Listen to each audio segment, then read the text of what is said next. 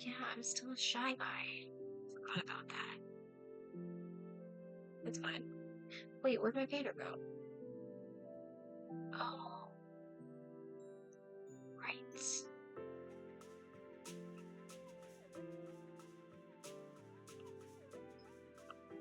I changed the name of the picture, which means that the file path is broken now. Funny how that works.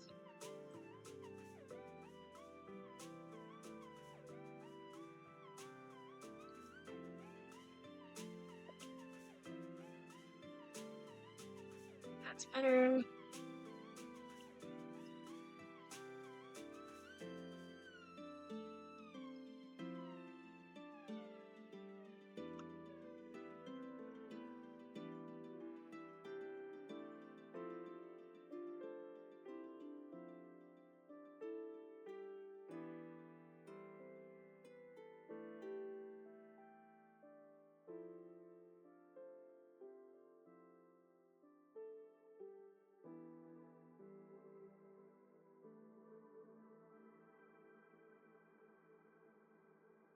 Heyo.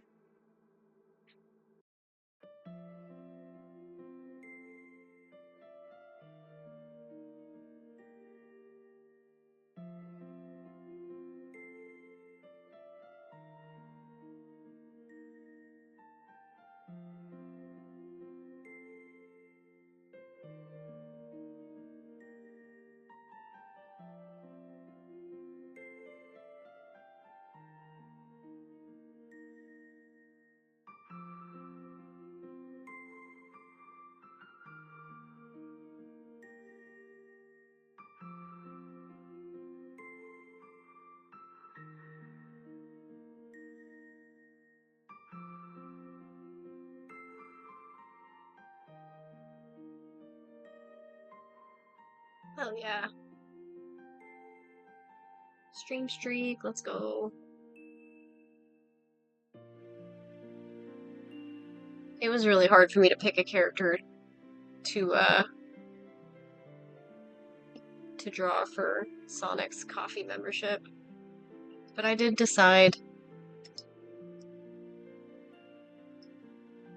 Picking one is just hard.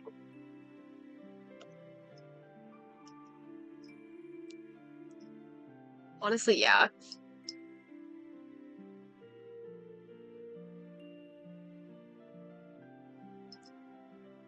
I just got really confused because I saw a notification on Mercari and it just says your order was completed for this, and I was like, what is it talking about? I guess that somebody didn't rate an order that they got from me and it just auto rated, so I got paid. I don't know, I didn't even notice. I still need to commission tape myself. I wanted to commission her to draw Serenity, and I haven't done it yet.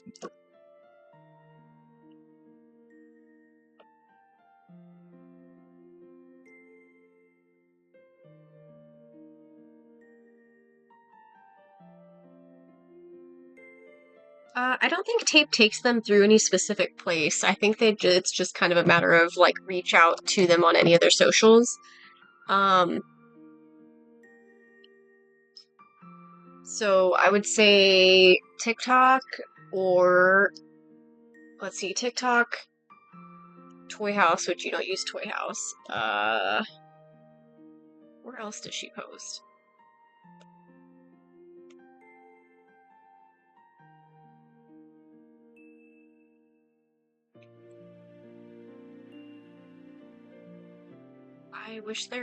I wish his profile specified on Discord. I could ask if he'd be okay with me just like giving you their Discord because you're in the server, so there's technically they can. Because you guys are both in the server, so you technically are mutuals, and it should let you message them.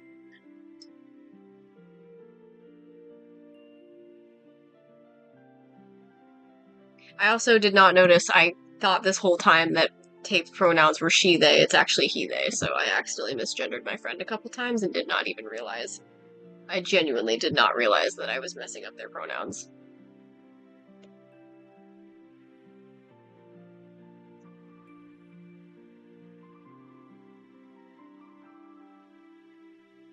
But they are in the server, they just lurk. So you could always just like go to the server. Theirs are, I think, always invisible, so they're in the offline tab. It's just tape.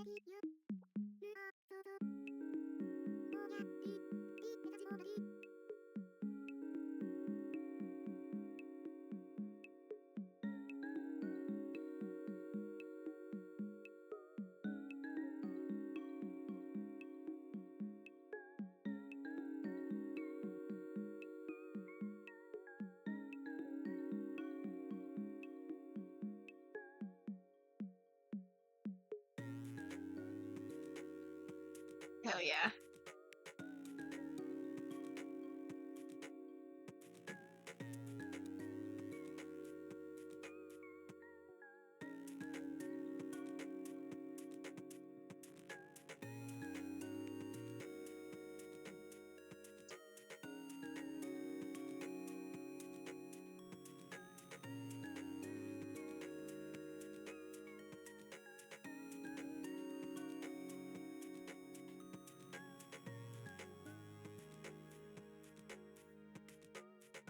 Man.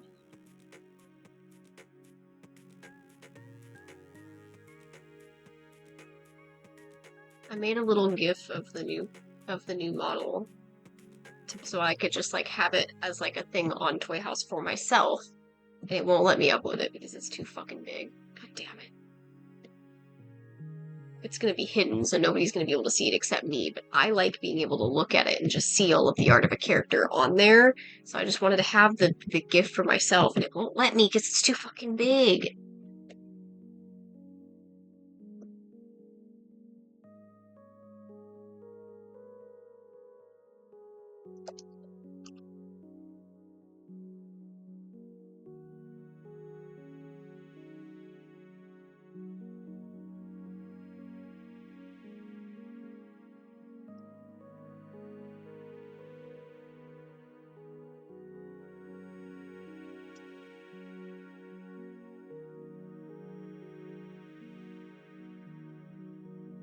Yeah, Tape's art's really cool, so get her all the comms. I think I recommended her to get, or recommended them to get coffee because I think it's a little bit easier to set up commissions that way. I don't know if they plan to do coffee, but I hope so because it does make things a little bit more organized, at least in my opinion. I feel like it's easier to just communicate with people in one platform than have to communicate on multiple because then it just gets confusing. At least to me it does.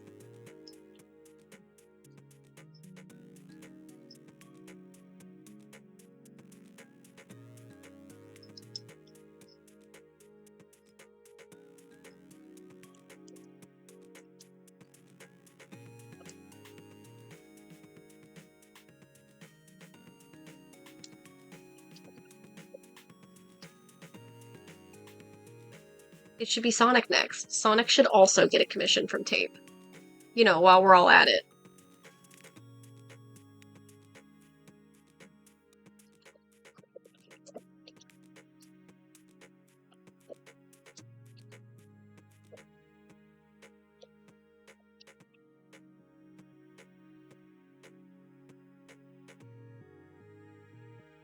You should. You know which one you should commission Tape to draw? You should have Tape draw Melody. Totally not biased. I couldn't figure out which one to draw, so I ended up just defaulting to Melody. Because Melody's a lot of fun. I think Melody would look fucking cute as hell in Tape's art style, though. Like, for sure. If there's one thing this server is good at, it's making all of these commission addicts in one big pool, so we all just keep commissioning each other in a domino effect.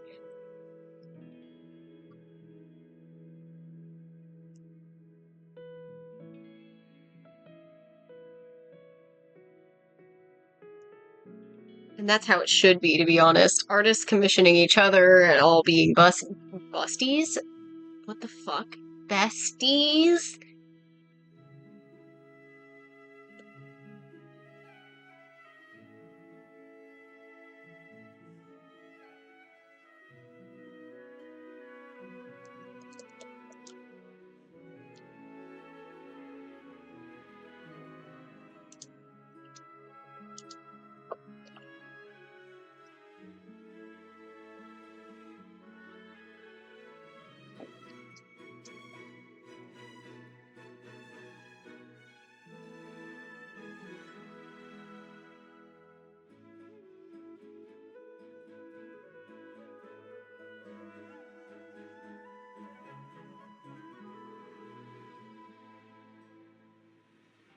Oh, well, then I made the right choice.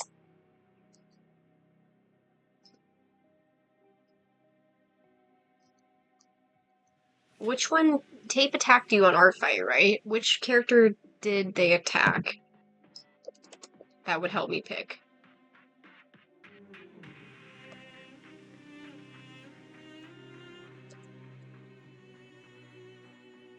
Rory, okay. So then I would say either just Rowan or Leah. He did a lot of attacks. A lot of attacks this year. So I can't. I remember looking through the attacks at some point and seeing Friends characters, but I didn't remember which specific character they did for any of them. So I'm like, I don't know. And I think it's kind of iconic. He even said that he was just doing full bodies whenever he had the motivation. And somehow every single time that he did an attack for me, it was always a full body. So, like, I'm really glad to know that my characters always gave them motivation.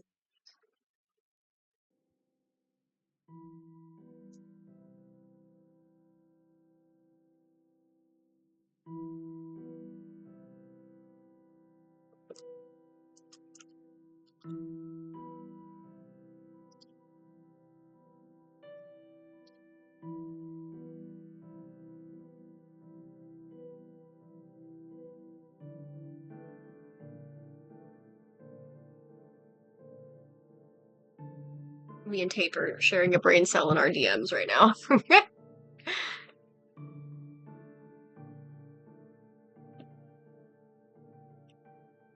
I'm just getting myself set up, so that's why I haven't actually started doing anything yet.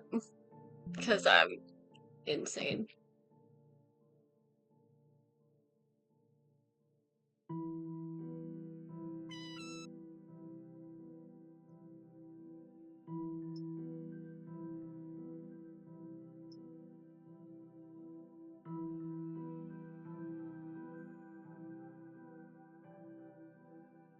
I need to commission more art, but I probably should, like, this paycheck was my rent paycheck, so I probably should maybe hold off.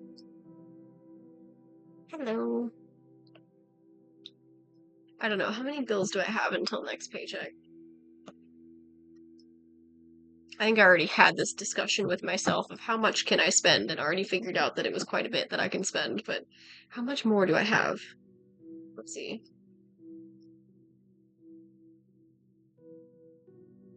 I've only got 2 more things coming out. No, 3. And it shouldn't be an issue. So I've still got spending money. It's just a matter of figuring out who to commission. That's always the problem. Who do I get art from? I don't know. Man, I like, just for the sake of my sanity, I added the PNG tuber to Toy House, but I had to crunch it down so bad. It looks hideous.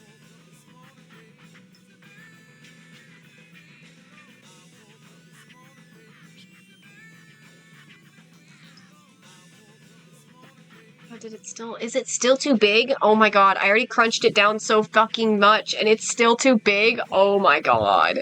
I get that it's a gift, but come on, come on!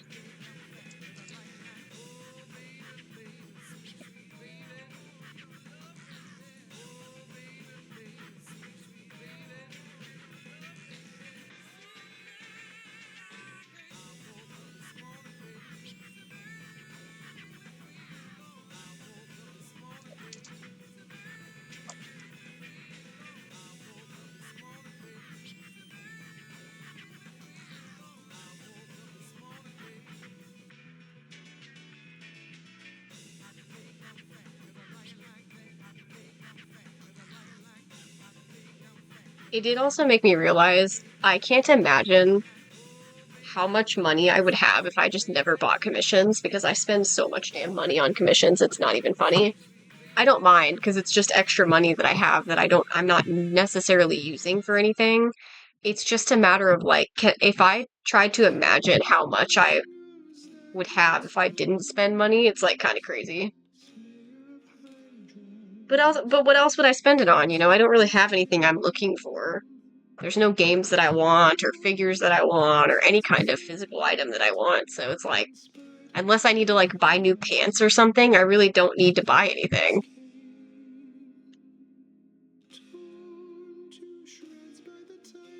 So it's just like, okay, more art.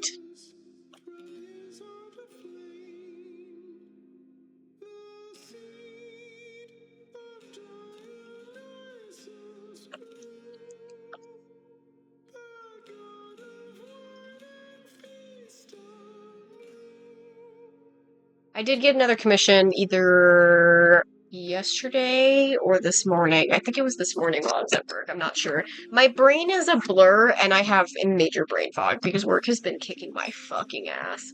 The new supervisor is really cool. I like him a lot and I will keep stressing this. I think things are going to get better. At least I hope so. Um, because I'm just like, there's already things. I like that he's only been here a week, and I don't know if he has just figured out that I'm reliable based on just seeing me work, or if it's because boss told him that I was reliable, but I'm already seeing the, like, he's already noticing that I'm doing more than what I should be doing, which I'm hoping means maybe he will do one of two things.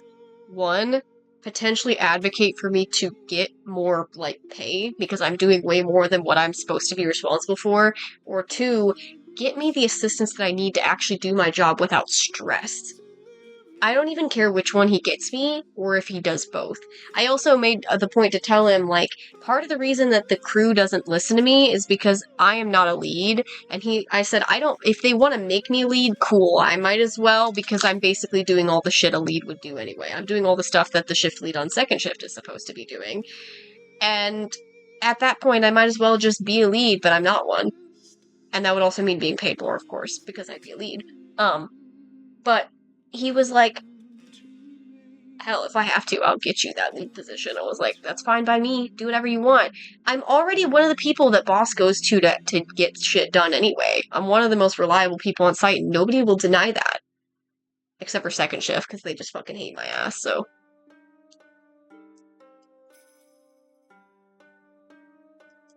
But I don't think any of the people who actually work with me would ever deny how much how hard I work, and how I'm getting shit done, you know?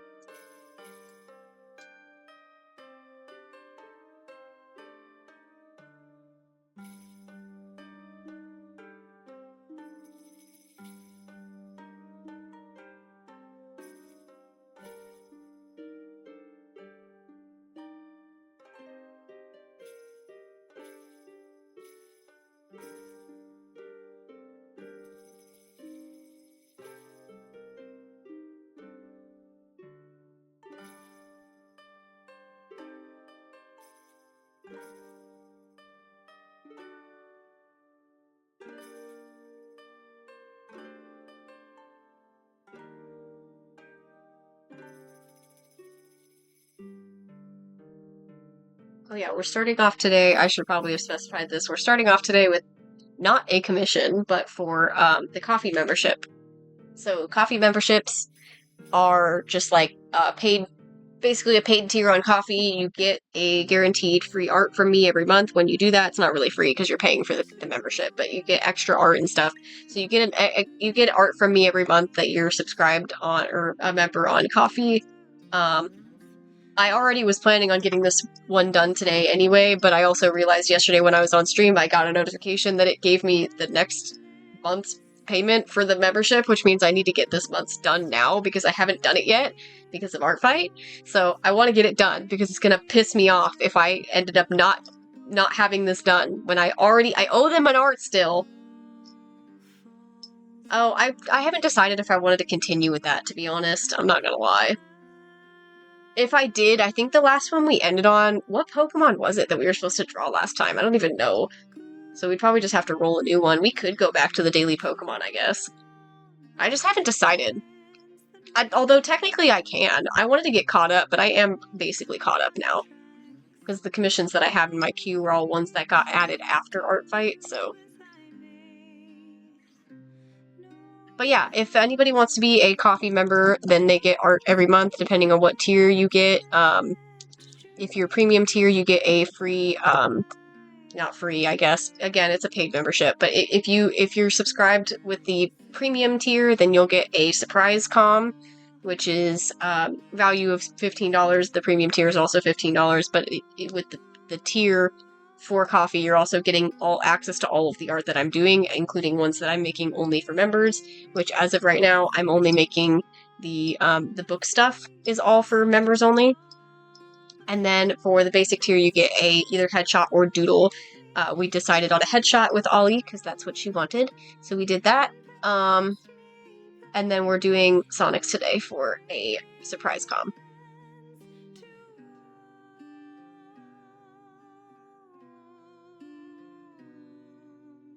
Oh great, I got another spam message on Tumblr. Good to know. Anyway, so if anybody wants to become a member on Ko-fi, then it is pretty cheap. It is a good way to get art from me, and I will try to... My plan is to get those done by, like, the middle of the month, every month. So somewhere between the 1st and the 15th is when I'll probably work on those. I am trying to limit myself to doing, like, one own art per stream unless I get really backlogged, but I never really do, so I'm not worried about it.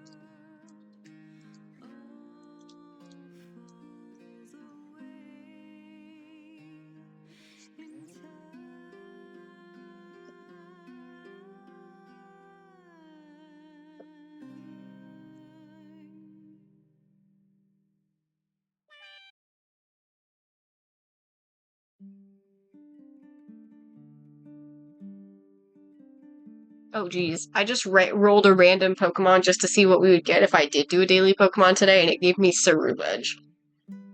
That's definitely not easing back into it now, is it? Ceruledge is probably one of the more complex Pokemon for sure. Oh geez. I don't know, man. Do we want to do a daily Pokemon bad enough for me to draw Ceruledge? I don't know. That would be my first Pokemon from Paldea, though, I think. I don't think we've done any Paldea Pokemon, which is interesting. I almost just called it Galar, which is fucking weird. That's not a Galar Pokemon at all.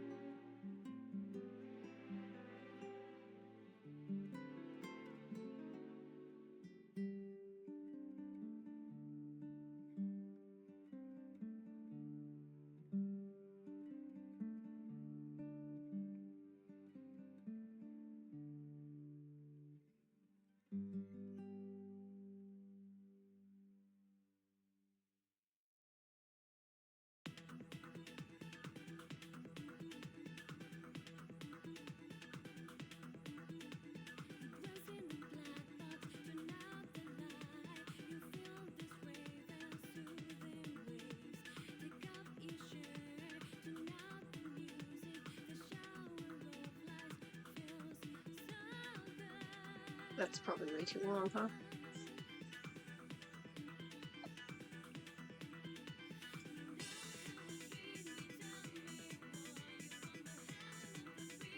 Oops, that's not what I wanted. That was supposed to be the eraser.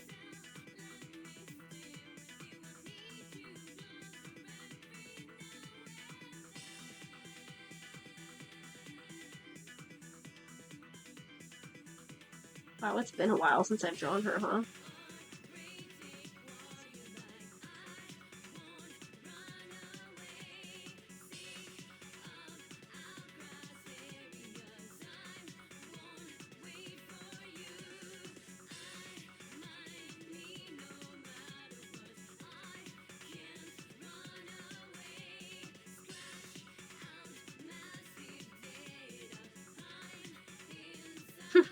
All of them?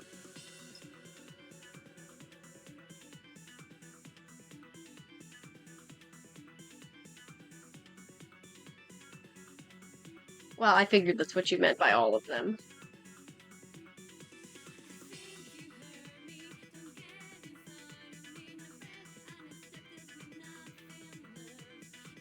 Oh yeah, in terms of the tiles, we can do that whenever.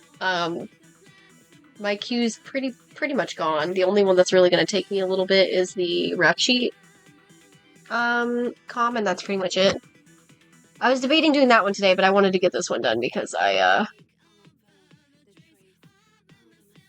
again, it's gonna bother me if I haven't finished it when I got paid for the second month, but I haven't finished the art for the first month. I don't like that.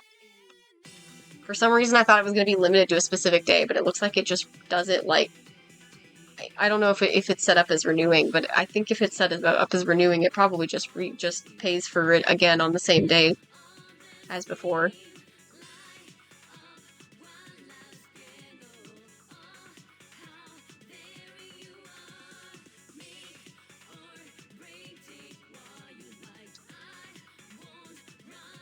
Okay, I re-rolled the Pokemon so that we could do a daily Pokemon, but I don't want it to be Ceruledge, and it gave me Pomo. We can do Pomo. That's fine. Sure, we'll do a daily Pokemon, why not?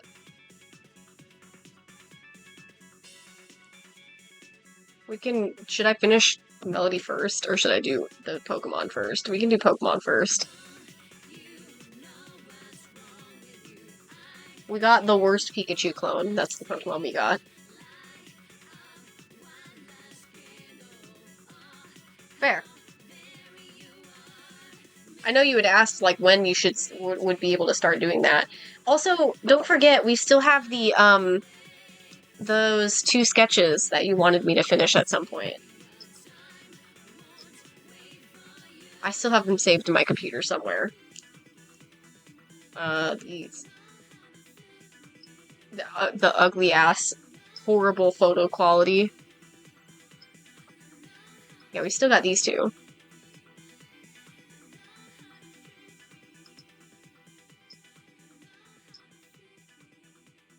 See, the issue that I have with Pomo is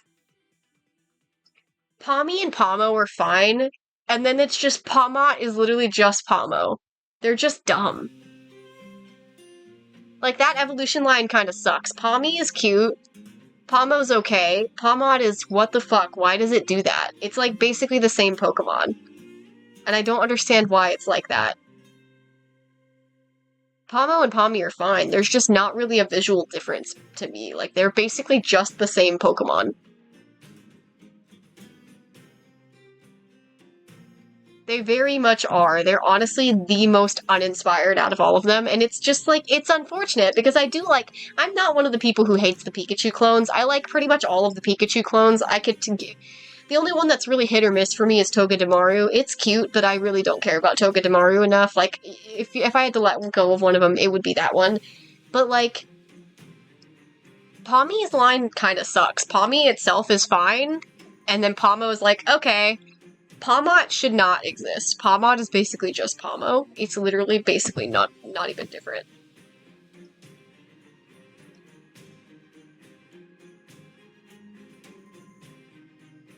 They're like basically just the same Pokemon, actually.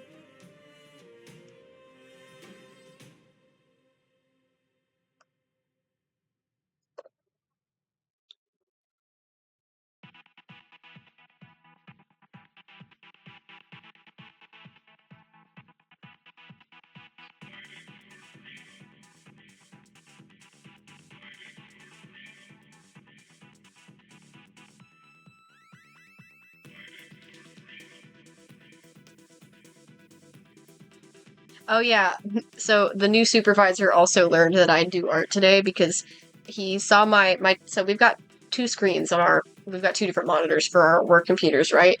A lot of the times, if I'm not super busy, I'll have my second monitor visible and I have it alternate between different arts of mine. It's all just my eidolons of my characters. So it was on the one of Khan today when he saw it and he's like, oh, is that from like an anime or something? And I was like, granted, this guy's like in his 50s. He doesn't know anything about anime and stuff. So I don't even think he said anime. I think he said anime wrong. But anyway, whatever. He asked me if it was from an anime. I said that the layout's from a video game, but the art is actually mine. I think the way I worded it made it sound like the character itself was from a video game, in which case, oops, my bad. Maybe I'll clarify it sometime. He's a chill guy. But like, cool, another person who knows that I draw.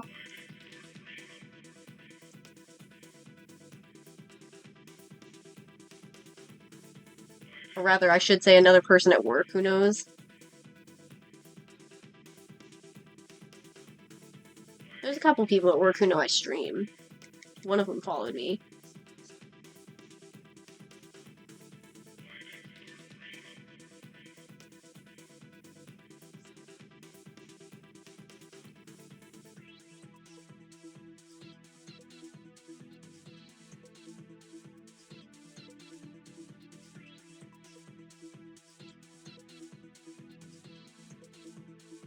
I don't know why I always gotta make her, like, have this kind of, like, nervous expression. For some reason, that's just my default. I just think she looks really cute with it, so my brain just does it every time, and I don't know why.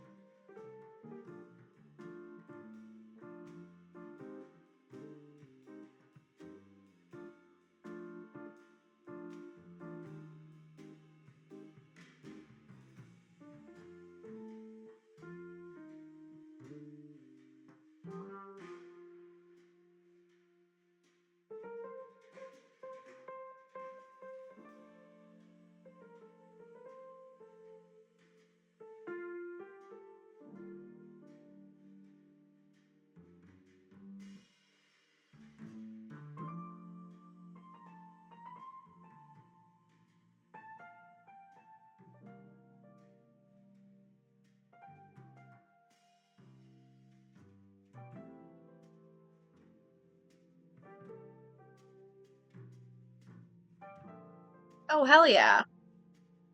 I need to... Please show. I need to see it.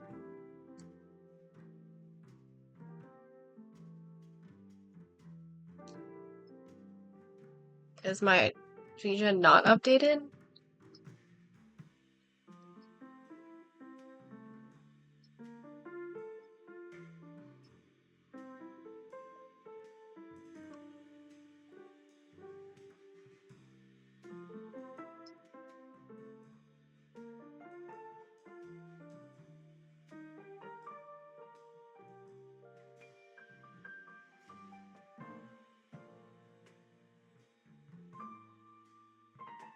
Why the question mark? Okay, I was gonna say, like, what the... Like, why are you concerned?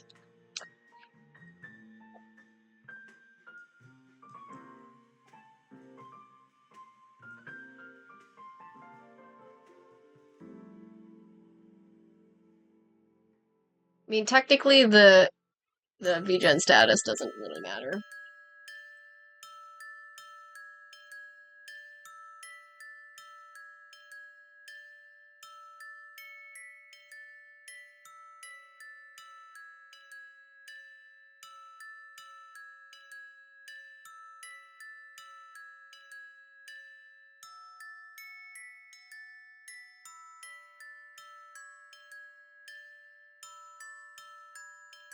Lisa's also working on a commission for me as well.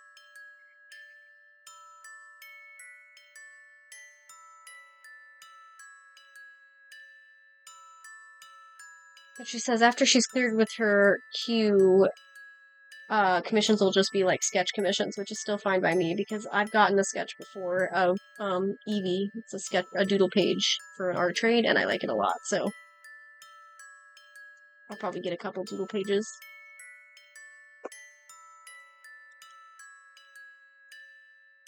That hand is really small. I still have to figure out what the food plan is because I said Mom thinks that we were just gonna like order out. I said, well, I still want Roadhouse because I never did get my Roadhouse, despite me wanting it for 2 weeks. But I said if they were gonna get something else, I was just gonna get Olive Garden and get my soup because your girl be cramping. And soup sounds really good. Despite how hot it is, I still will always eat soup.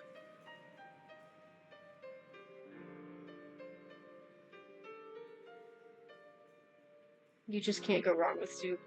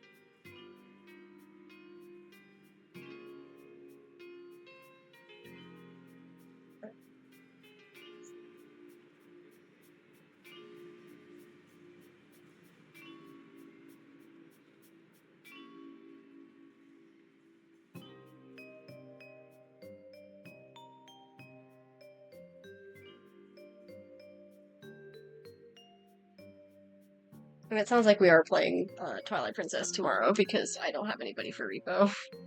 Everybody's busy.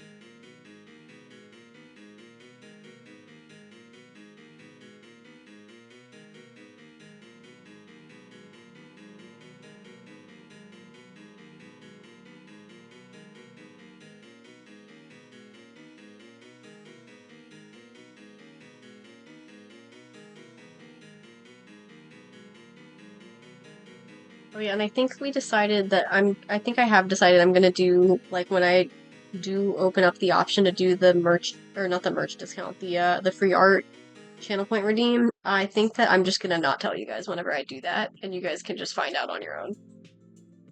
whether that be by somebody else redeeming it or by you just checking the channel points and finding out for yourself. It's not available at the moment. That's not my way of saying, oh yeah, by the way, that's a thing. I think when I do it, I probably just won't tell you guys. You guys can find out. I know what the alert sound is for it, so it's not like I won't know when I hear it.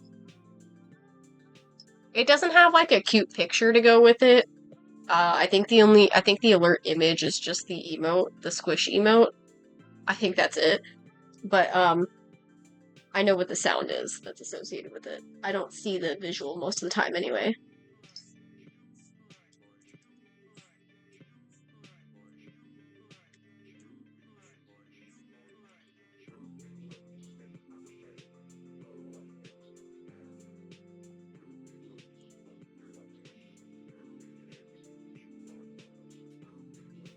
I feel like the way I draw Melody's face always looks way more round than what it's supposed to be.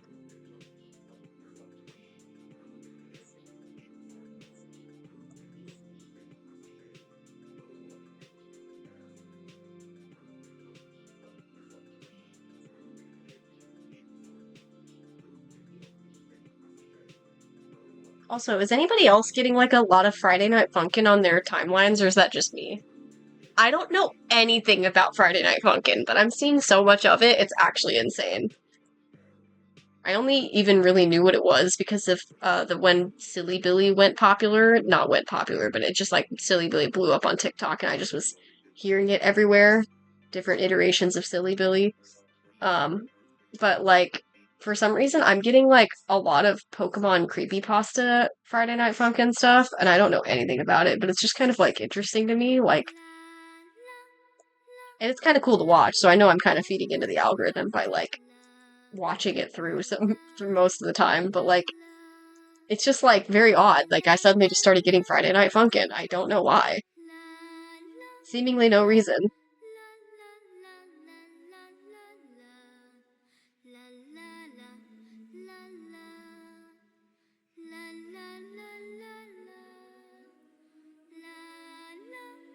That is what's called, right? The fucking rhythm game. I think that my favorite artist that I follow likes that game. I think that's where I even first heard of it before the Silly Billy stuff blew up.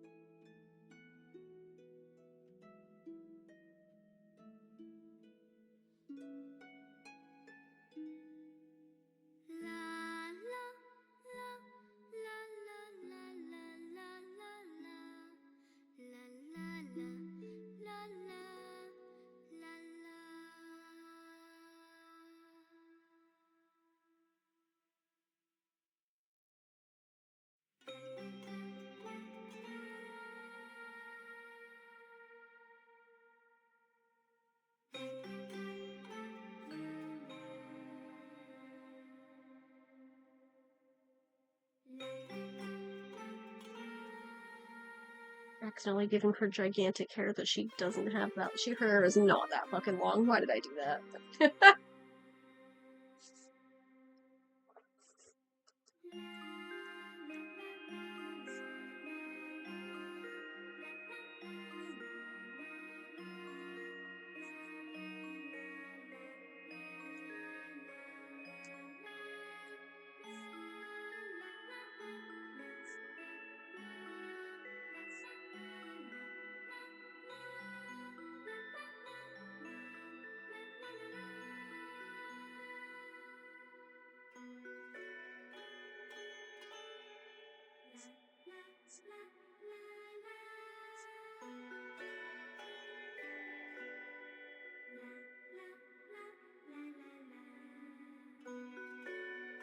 Hello.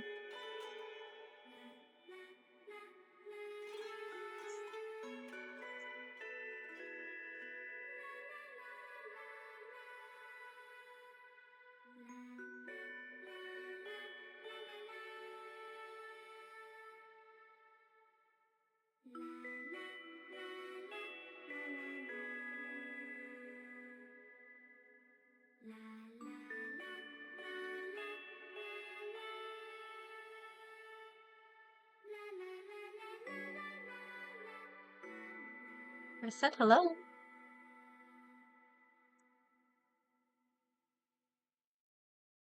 I just don't really have anybody chatting, so I don't really have anything to talk about.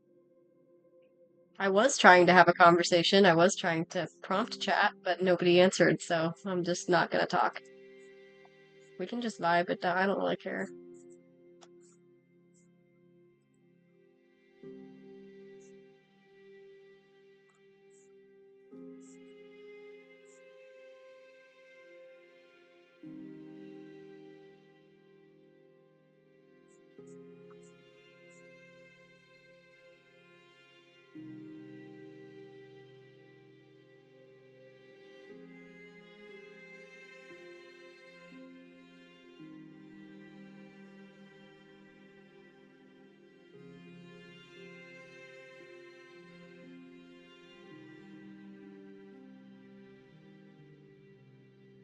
I read actual good stuff and I went like, my brain for some is having trouble distinguishing if you're like insulting me or if you're being genuine. My brain sees actual good stuff and is like, oh, not me though, right?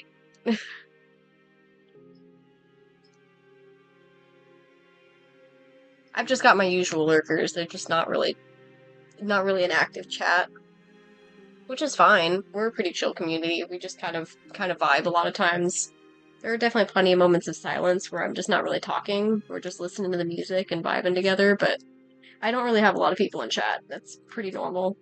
Normally, the only person I have in chat is my buddy Johnny, which they are busy, so I don't think they're going to make it to live today. Which is unfortunate, because that means we don't get their little guy on stream. They've got a little, they're my, like, artists that I get for a lot of my emotes and stuff. Like um, not the emotes, the Twitch alerts and my PNG tuber models are drawn by them. So I asked them if they wanted to have just like a little buddy that they could summon to stream, and they sit on the little cloud next to my PNG tuber when they're here, but they're not here, so they have not been summoned. However, whenever anybody does the little prompt to get their link, they'll pop up for a second to wave and say hello. So they're there in spirit. I do have to manually hide them if they're not here when somebody prompts that though, so I have to like unhide. Because it's meant to be like when they're already there, then it'll just prompt it to wave, but it stays there otherwise, so.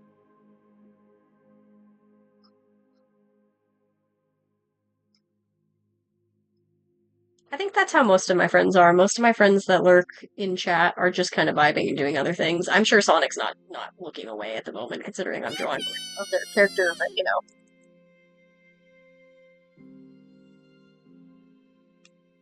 Uh, no. I don't even know what kind of game that is off the top of my head, I'm not even gonna lie. I'm assuming it's a type of game I would not like, though. Is that a shooter game? It sounds like it might be a shooter game. If it is, I don't like it. Hi, Red! Hello, hello, hello. Yeah, I'm not really into those, like, anything that's like PvP, I don't like any of them. I think that they are all just not very fun for me.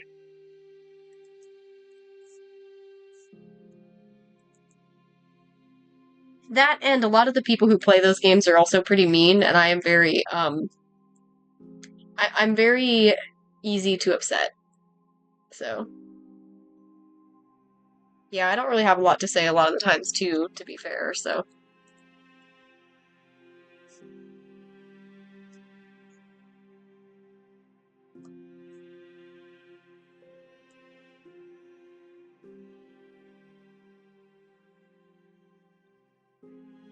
I wanted to play Repo this weekend, but the friends that I play with are all busy, unfortunately, so I don't think we're going to be able to. But we played Repo with mods over the weekend, and it was a lot of fun.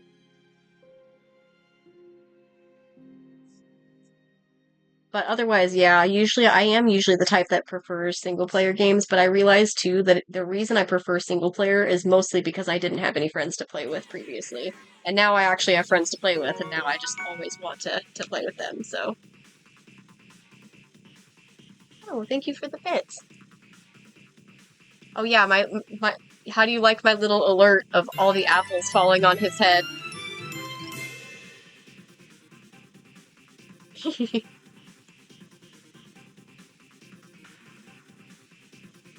God, that's so real, Red. That's why I really liked Genshin I liked playing it just because I liked exploring and doing things, and people were like talking about getting big numbers or pulling for characters, and I'm just like, I just like enjoying. I love Kirby is my shit. I had to have a little Waddle Dee dance. I was gonna just do a regular Kirby dance, and I couldn't find one that I really liked, so I went with the Waddle Dee one because it was just really silly and fun. Because then it just kind of feels like the entire chat is all just suddenly breaking into dance. Oh, but also, my avatar is currently a shy guy. I can make all the stream avatars dance.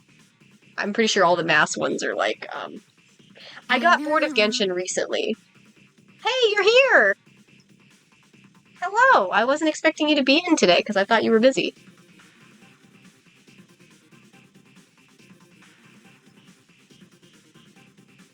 You came in right as I made all of the avatars dance.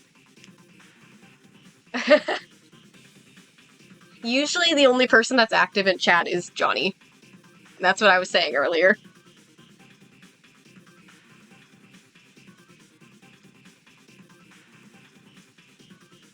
How does it feel to no longer have a revenge chain, you two? Your first time interacting since Art Fight ended. Oh, really?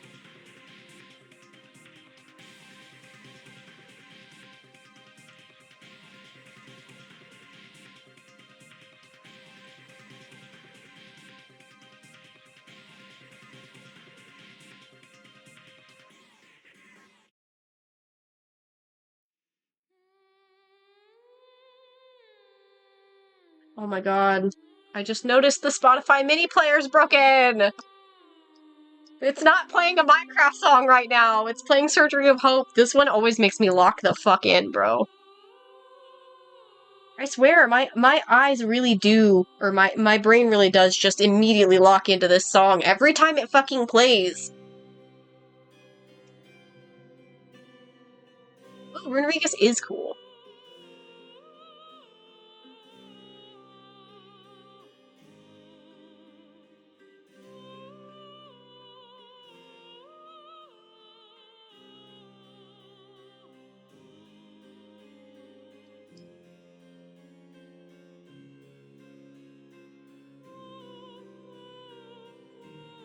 God, that's so real, Red. I don't know anything about coding. That's why I just have some wiki.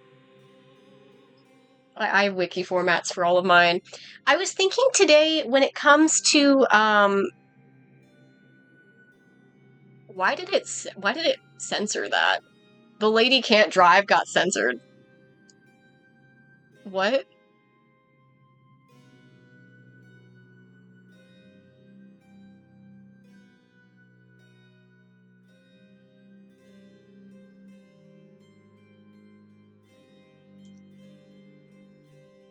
Oh, is it? Oops.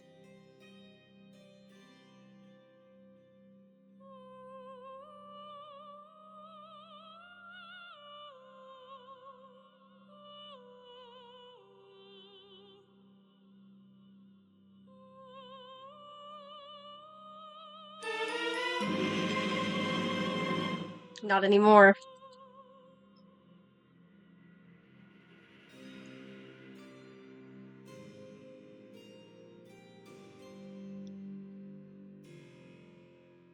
Why can't I like the way that this fucking code is looking?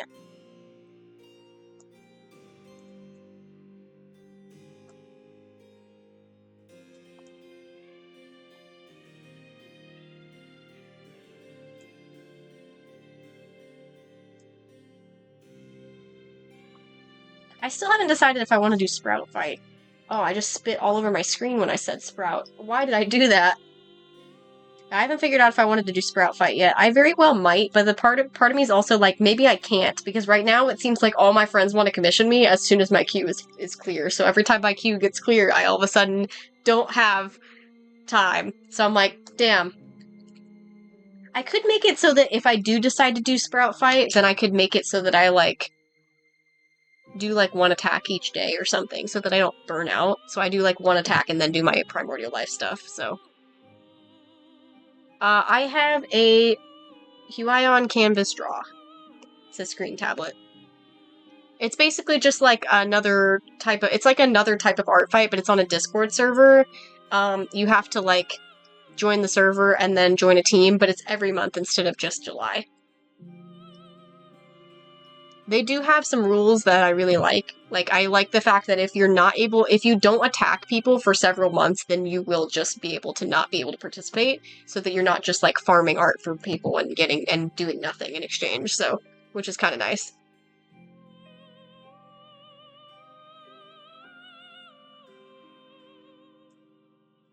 Art tax? Wait, peak. I still need to commission a doodle page. Actually, yes, let me... I want to commission a doodle page. Can I commission a doodle page of Serenity?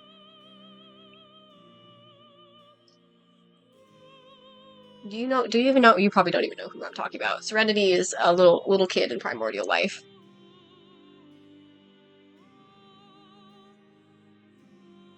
Yeah, I need to commission, probably Serenity is what I'm thinking. I'm also gonna commission tape to draw Serenity as well. Did you draw Serenity? I can't remember.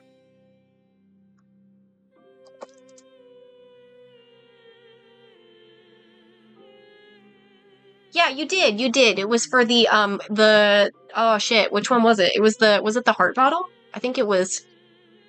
You did draw her, you did. My brain completely forgot that I added her to my bonus characters for the Toy House thing. Yeah, it's the little heart keychain. Yeah, the little keychain's the one. Yeah, that's the one. Brain's not working. I was just talking earlier about how work has been fucking weird. We have a new supervisor, and I think he's trying to initiate some really good changes that we really fucking need, so I'm pretty hopeful. But, like... Ah! Your hat's poking out my eye again, Johnny! Why must your hat always do this? Your character, every time that you make yourself bigger, always walks right in front of my model. Every single time. Should I change my model? I'm a pink Shy Guy at the moment. Do we want to be a pink Shy Guy? Wait, hold on.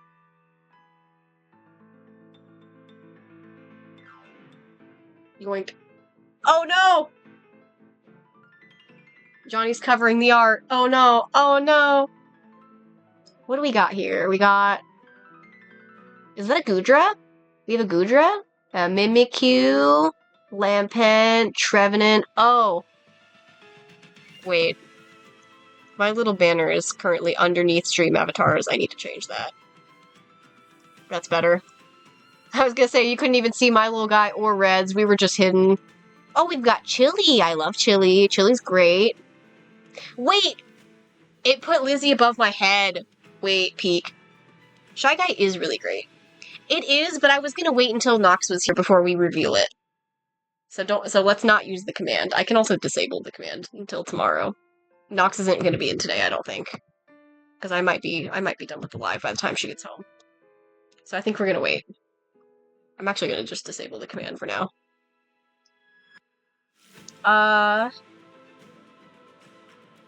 You go to this. Oh yeah, is yours still Houndoom? It really did put Lizzie right above my head. That's awesome. I don't know if it's on the collision box, though. It might be a little bit too far to the right. Oh, yours is Trevenant? I got used to Sonic's being Trevenant. I didn't even realize that yours was Trevenant.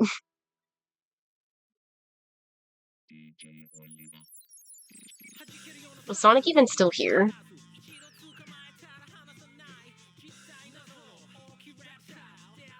It's so small for me, I can't tell. Is Sonic the Gudra? I can't tell.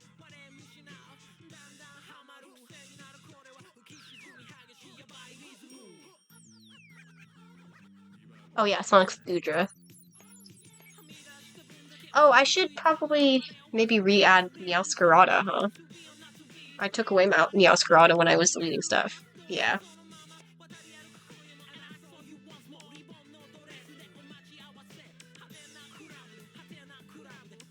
Well, I am drawing his character. I was gonna say, what would be even the point of yapping about this stream when there's really nothing going on? But I am drawing his OC, so this time is an exception. There actually is something that he has anything to talk about, so.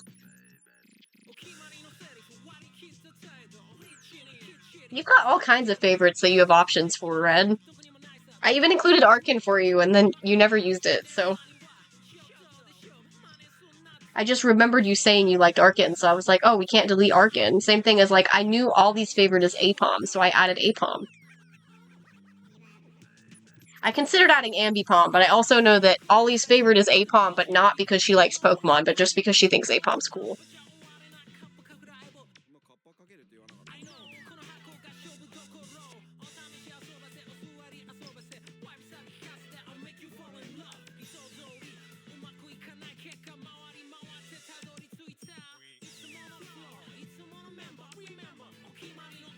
I could also go through and, like, I think there's a different pack I could have gotten, and I didn't realize it until after, but there's I think a different pack that does have shinies as an option, but then I would have to go back through and delete all the ones that I don't want again, which just sounds tedious as hell.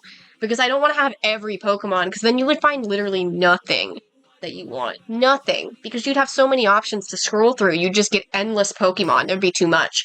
So,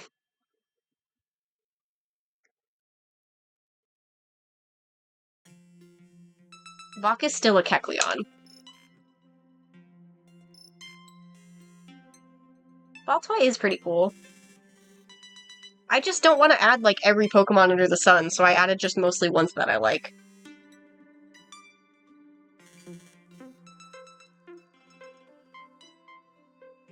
But you also get the mod privileges of being Kirby, Johnny.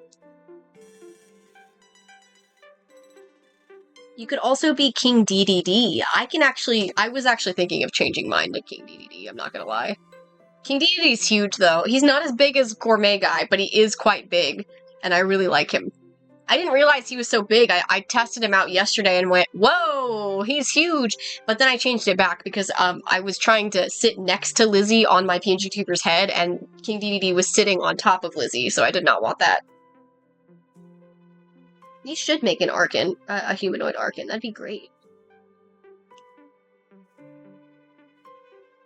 Yeah, I'm King DDD now. Look how fucking huge I am. Bro, Arkin's like, be able to be held in the palm of my fucking hand. Look how huge I am comparatively. King DDD's massive. The Pokemon are just small, also. You could make yourself a little Kirby. That'd be fun. I was also thinking of making a PNG tuber that was a Kirby. I'll probably just draw it myself because it's Kirby, but like, I've been debating that for like whenever we do Kirby streams, especially because I want to figure out if I can emulate the DS ones, because I obviously I'm not gonna mod my Switch. I'm not gonna mod my DS. So I'm not gonna like be able to formally do a capture card of it. So I'll probably just like see about finding a way to emulate them. I do have an emulator for the DS games. I have not tested it. I have no idea how it works. I don't know anything about it, and I don't have any games for it yet. But if I can get it working, I want to do Pokemon Mystery Dungeon Explorers of Sky, and I want to do Kirby games. I want to do Kirby Squeak Squad and Kirby Mass Attack if I can figure out how to do that one. That one's going to be hard. Kirby Mass Attack is very touchscreen dependent. I want to figure out if there's a way for me to make it so that my DS emulator can use my tablet. That would be interesting. If I could use my tablet as the touchscreen, that would be perfect. Then if I could get that to work, then I could do The World Ends With You, because that one is also touchscreen heavy. I'd have to figure out the touchscreen stuff. The only Kirby game I currently have is Kirby's Epic Yarn. And then the Switch games. I have a capture card for my Switch, so I can do the Switch ones whenever the hell I want to. I have Kirby's Return to Dreamland HD, I have Kirby and the Forgotten Lands, and I have Kirby Star Allies. And then I've got like Kirby Clash or something, but I'm not gonna do that one. I don't play Kirby for fighting. The arena and stuff is not really my forte. So doing the Clash ones, they're fun, but they're not my preference. Why does it feel like this song is taunting me? Because it turned to this song right as I said I'm not a big fighting thing, and then it gave me the Undertale game over. Ooh, nice. Hello.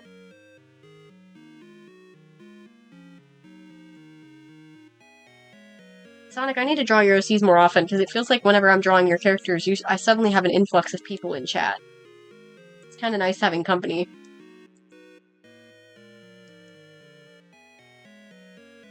It does usually feel like there's like nobody around after Johnny leaves. That's usually how it goes. I know that there's lurkers, but there's nobody in chat when Johnny leaves. Nice. For more than just the two that were on Art Fight, or like, are there more characters? I only ended up drawing one of them. I did intend on drawing both. I do recognize your username. Maybe you were from one of the raids that I did. I do try to raid different people all the time, so I don't usually recognize who follows me from the raids because I'm not actively streaming and don't really look at who followed me unless it's the person I raided, so it's entirely possible I raided somebody that you know and you just followed me that way.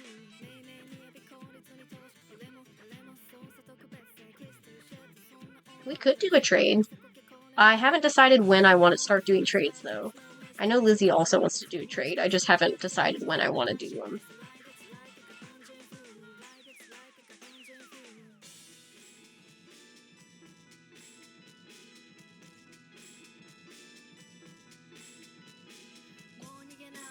Especially because I'm not technically caught up yet. I don't know if I'm going to get caught up on comms, considering I just keep getting more. Oh, you closed your comms? Well, you are my designated artist for the channel, so I might have to just make an exception to I don't know if I want to.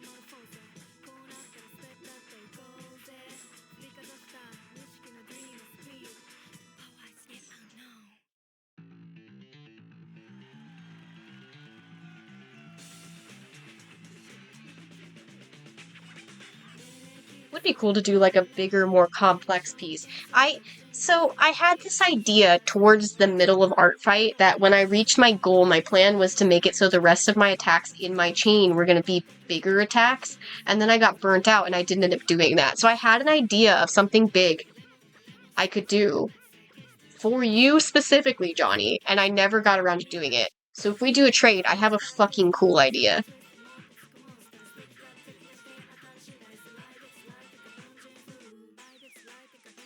And it involves both Jonas, Stickman Jonas, and also maybe Cat, if we want to include Cat. We don't have to include Cat for the idea to work, but it could be. I think my original plan was to include cat, and then also to include the core as well. But I feel like I don't know where the core would fit in this.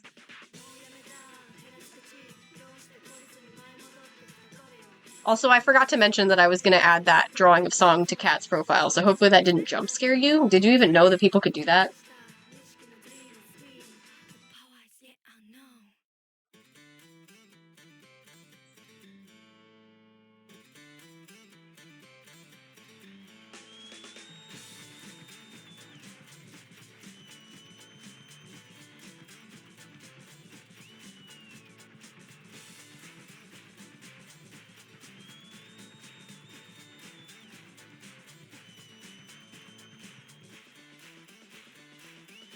See, this is why everybody, when Johnny sent the whip for Waltz, everybody was like, oh my god, it looks so good! Like, everybody was so excited, it was the best!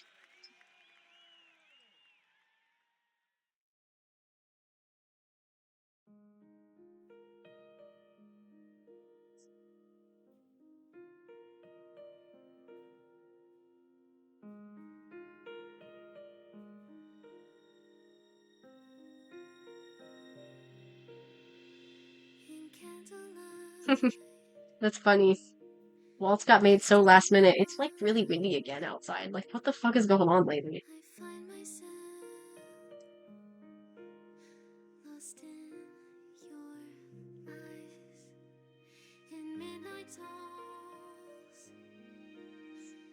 Darkness falls,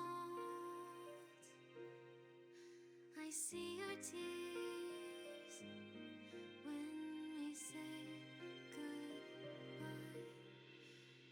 Watching stars as Wait, Solar got an animated attack? I didn't know that. I guess I didn't look at anybody else's attacks, though, to be completely honest.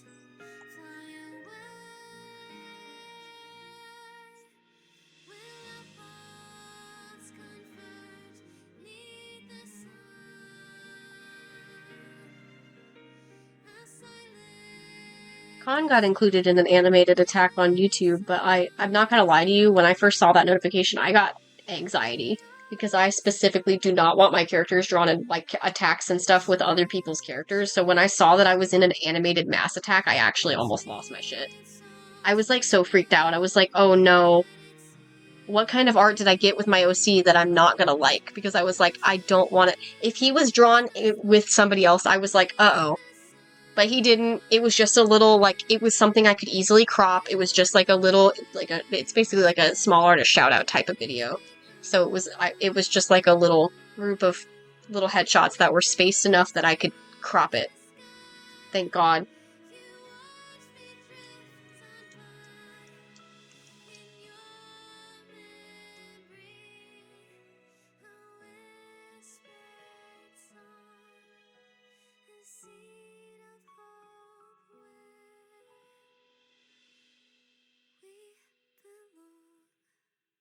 I was gonna say, wasn't Luna literally the practice that you did for ponies, Johnny? I'm pretty sure it was.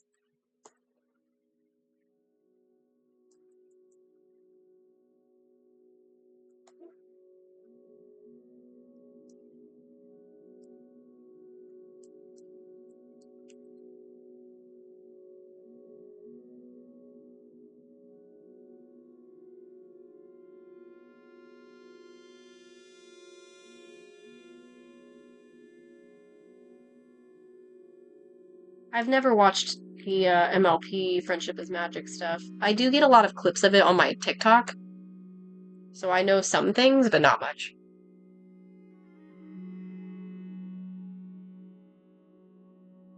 That'd be cool.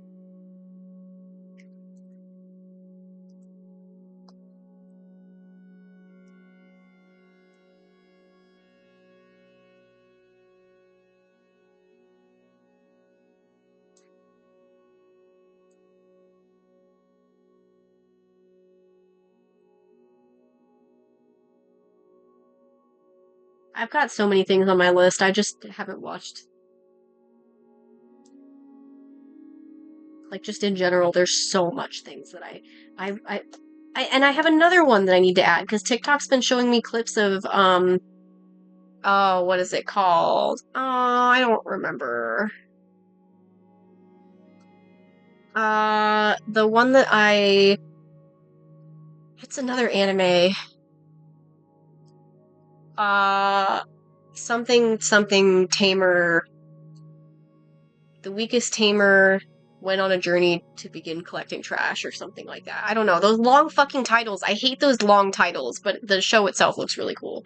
So, another one to add to my list on top of Freerin and um the Apothecary Diaries and like, oh my god.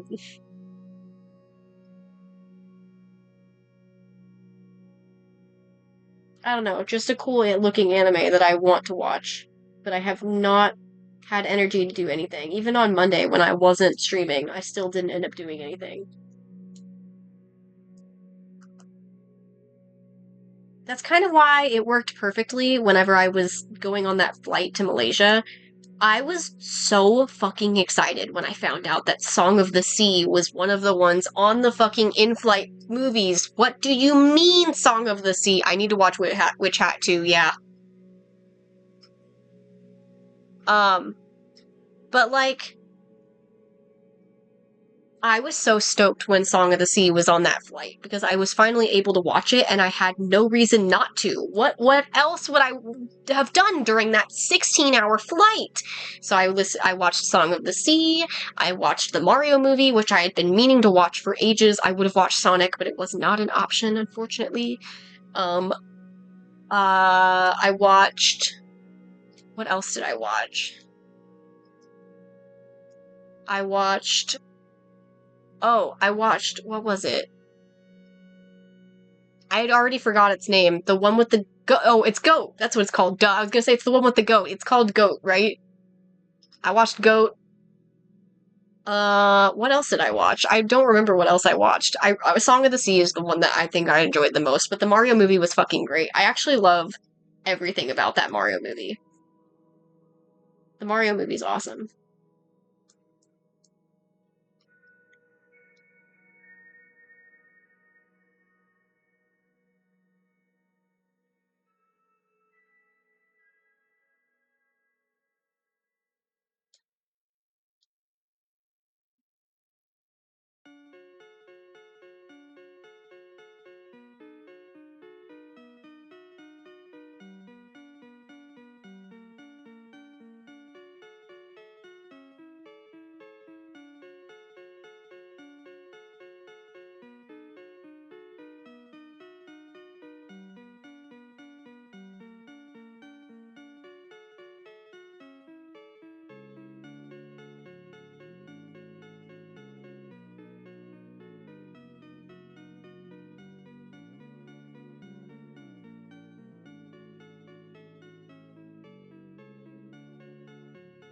It sounds like you two need to do an art trade. Because it sounds like you both have ideas of what to draw for each other. Meanwhile, I have no idea what Johnny would draw for me.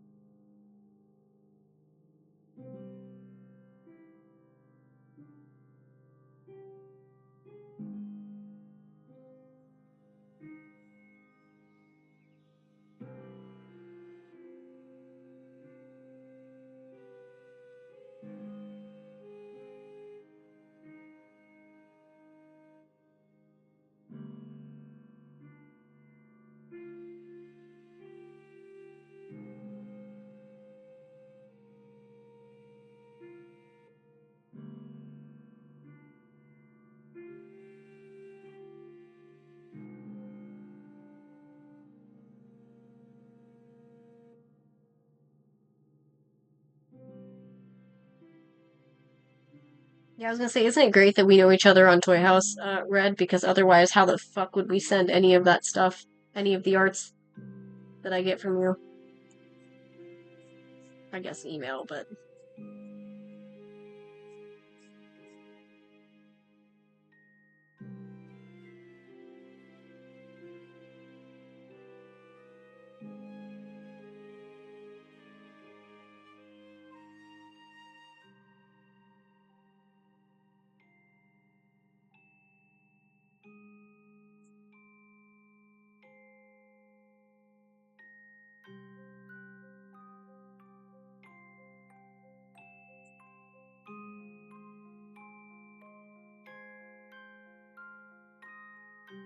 I should probably check and see if we have any food plans, because if I don't order, if we have no plans and I have to just kind of make something, then I'm not gonna have time. So I need to like figure that out. But it should be really quick. See, isn't it a lot better when the stream avatars aren't sitting on top of Khan's face? I think it's a lot better.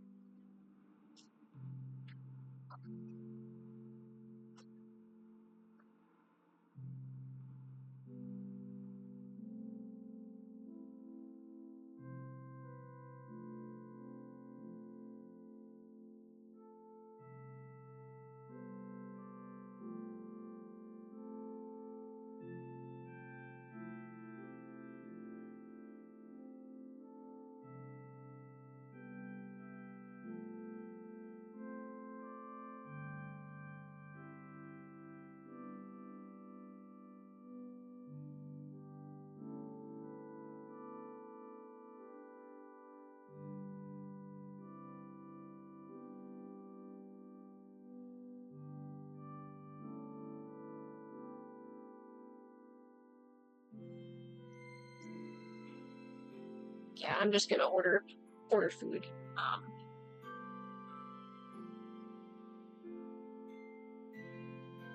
Do you not have them on Toy House already, Red? I thought you did for some reason. I guess I've never looked, but I just assumed you would have already made them on there.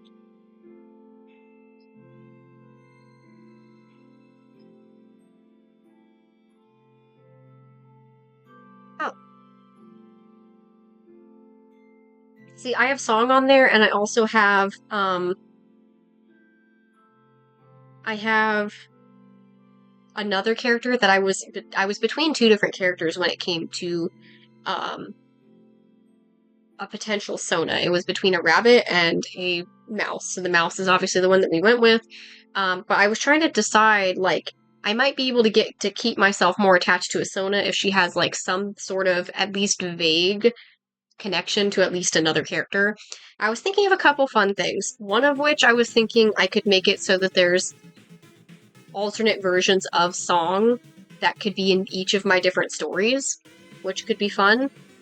Another thing I was thinking is I could also make the rabbit that I was considering as a potential Sona as like her best friend or something, and those two can both be like characters of mine. And I could just have them both, and they can interact with each other. I also have an idea of what I can do with that in terms of a PNG tuber model. Or making a model of both, and then making it so that there's like a little. Each of their models has like an inverted animal version of their bestie, basically. But it's not going to be with the current Song model. I want to make a new one once I have an official like done design, because I don't have a finalized design of Song yet.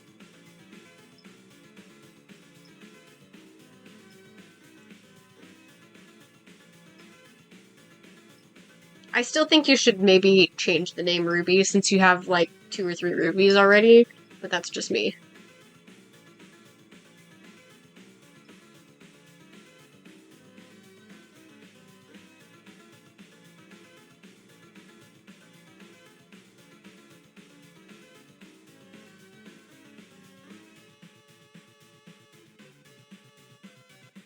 Nice.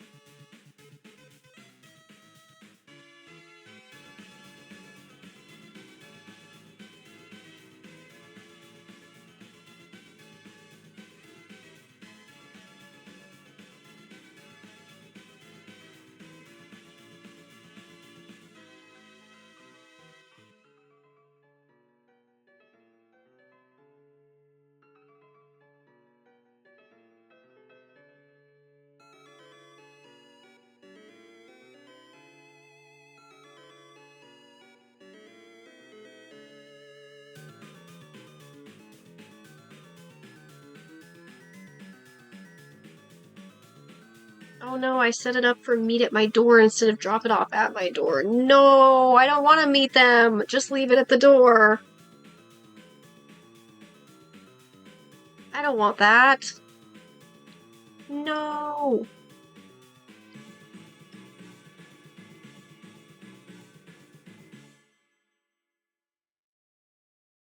Oof.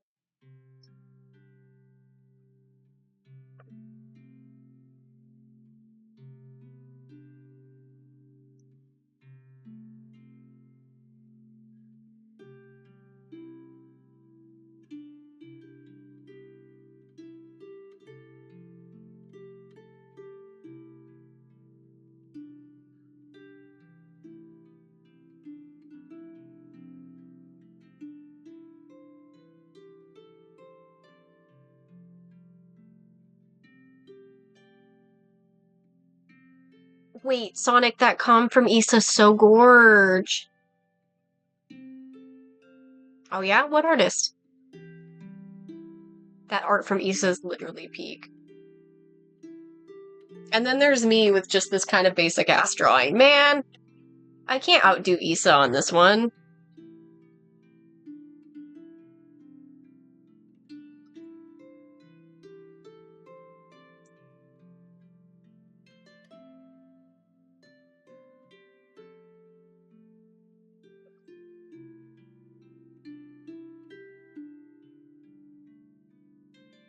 The other issue with having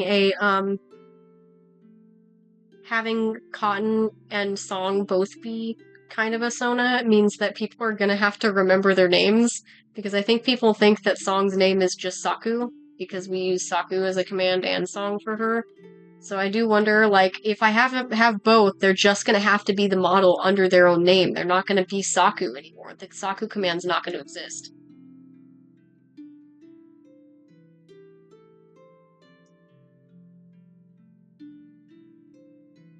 I'm trying to prioritize getting art of Primordial Life characters at the moment, since I'm doing the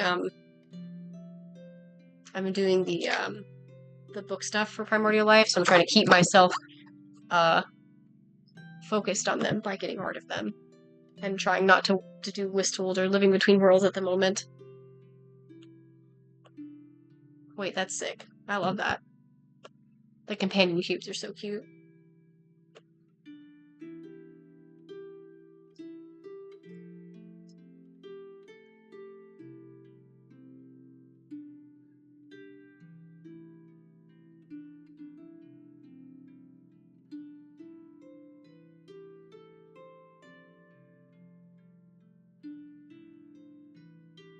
Wait, how much did it cost to do a full body?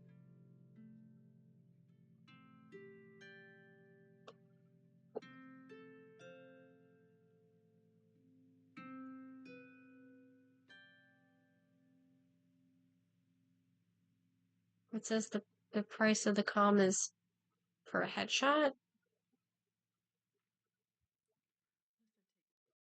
Wait, their system kind of confuses me. What? Oh, fair. Yeah, I was gonna say, it says that the base price on that listing is just for a headshot, in which case, not that I don't think they're worth it, I don't know if I'd spend that much for a headshot, I'm not gonna lie. That's like more than what I charge for a full body.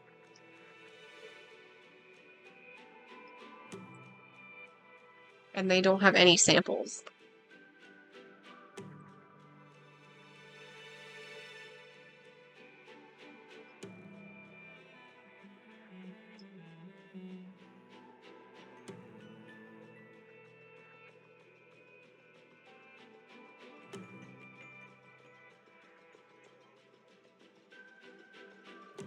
The art is cool, I just think that it's maybe like...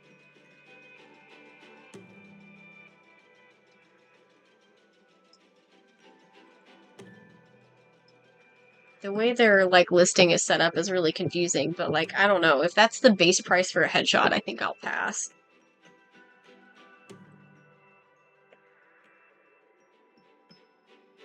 Personally, I ain't paying for that.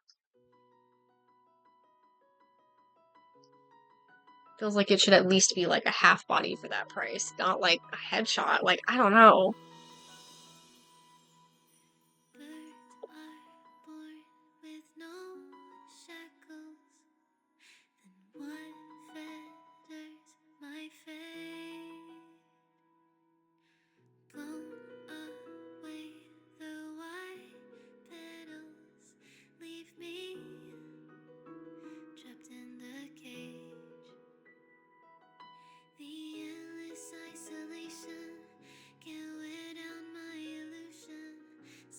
Because, like, I would like art from them. I just really don't think I would pay that much. I could get other arts from other artists My heart bravely spread the and probably like them wings, maybe even soar more.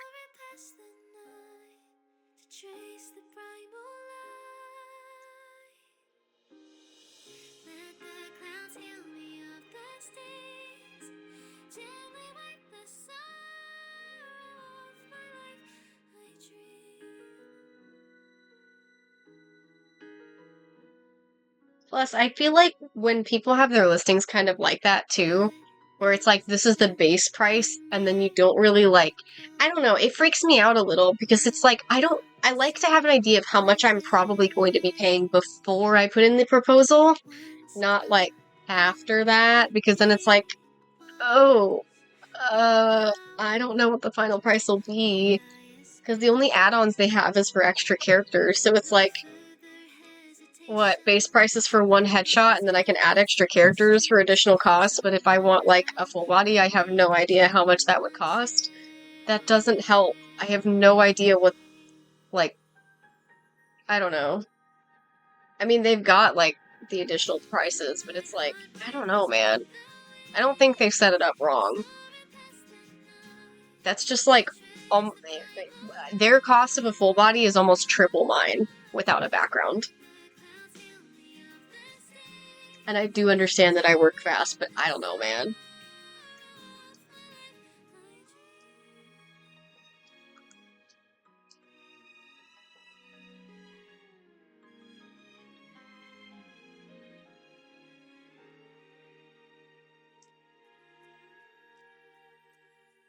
Let my heart bravely spread the wings, soaring past the night to trace the primal light. Let the clouds heal me of the stains, gently wipe the sorrow of my life.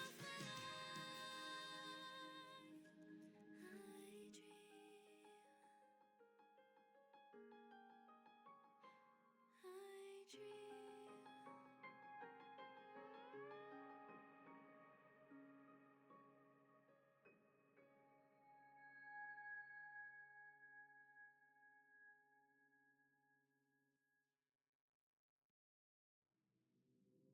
Do you still have a VGen code, by the way? Because Tape doesn't have a VGen, so if I could find a way to help her get a V or help him get a VGen, I keep forgetting their pronouns because I really thought it was not their pronouns. Um, I know that they could probably benefit from a VGen.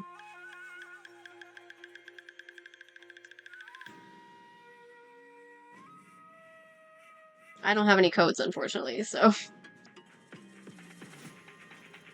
otherwise I'd give a code to Tape. But I think Tape has more than earned one. Especially with how much they busted out for Art Fight, like, man, deserved.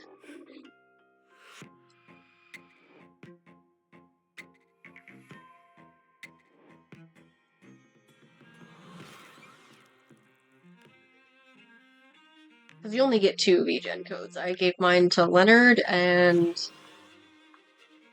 I think the other one I gave was for, I think it was Ellie. I think the ones that I gave were for Ellie and Leonard. Which is really unfortunate because I don't talk to Leonard anymore. Every time I talked to them, it felt like I was pissing them off, so I just stopped talking to them.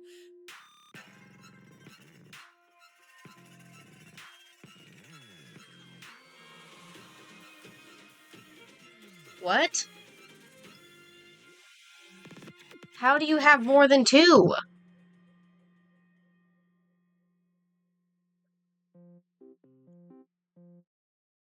I do have invites available. What? No way.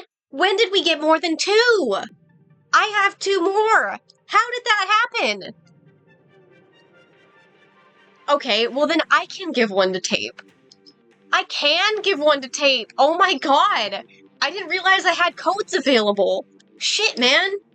I'll give one to Tape.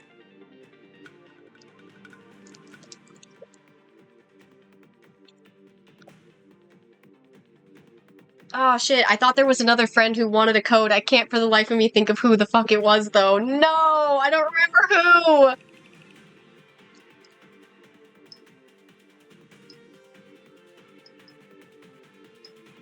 That's the thing, I thought we were supposed to have only two.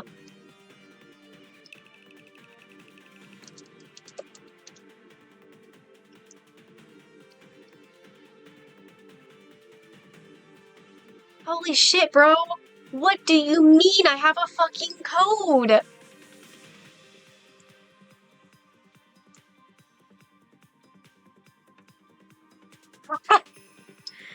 What the fuck? Also the VGen code I just gave to Tape has a funny word in it. Oh my god.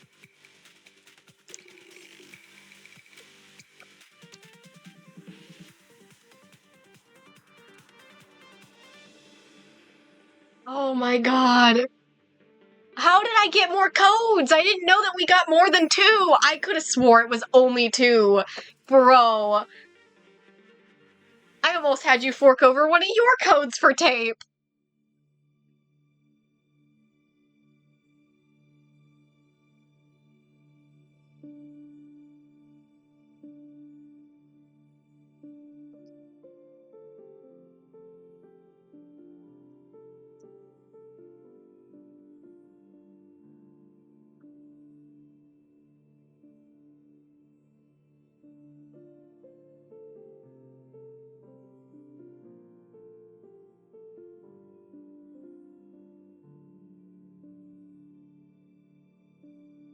Yeah, now you can give your codes to whoever the fuck you want.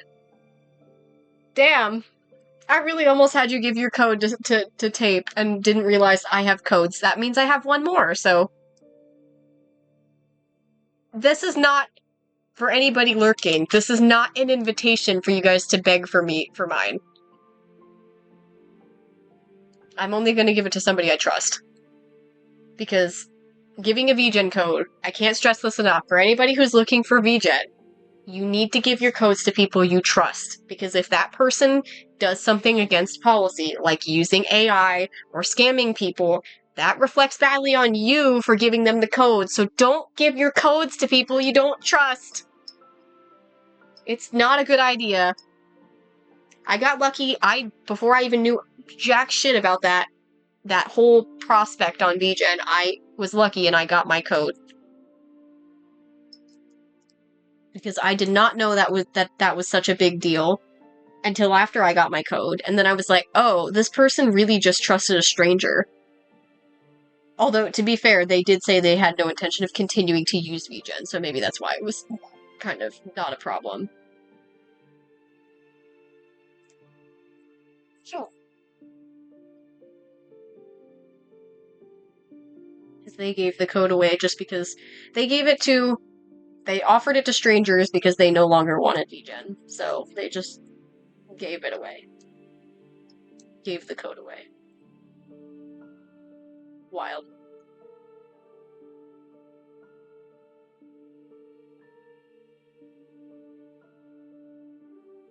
The Master Ball that you're never going to use, because inevitably it's like, but who would you possibly use it on? You know?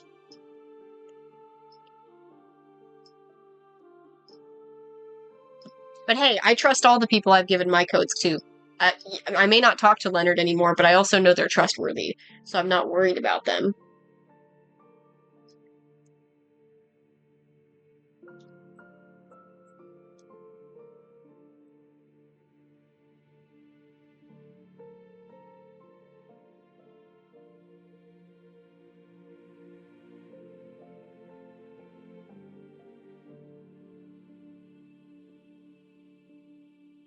There's also people who, like, try to, like, give away their codes in exchange for art. That's also against VGen's policy, so don't do that either.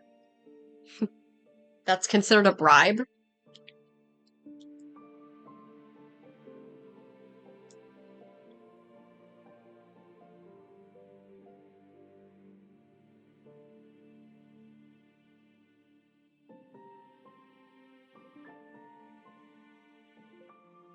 Kind of the same way with Toy House codes, too. Like, people wanting to trade Toy House codes for art. Like, Toy House is literally like, it's not that big a deal. Like, don't try to charge people anything for Toy House codes. It's not that big of a commodity. I have over 100 just because I get premium and then don't use the codes. I don't get premium for the codes. I get premium because I want to upload multiple images.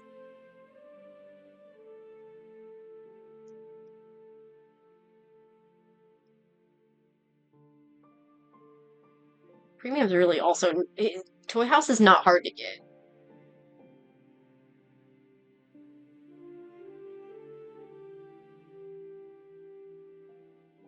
Yeah, that's completely valid. I mean, I don't think having a cheaper commission is necessarily a problem. I'm just saying, don't, for people lurking, don't try to like offer people art in exchange because that's against VGen's TOS.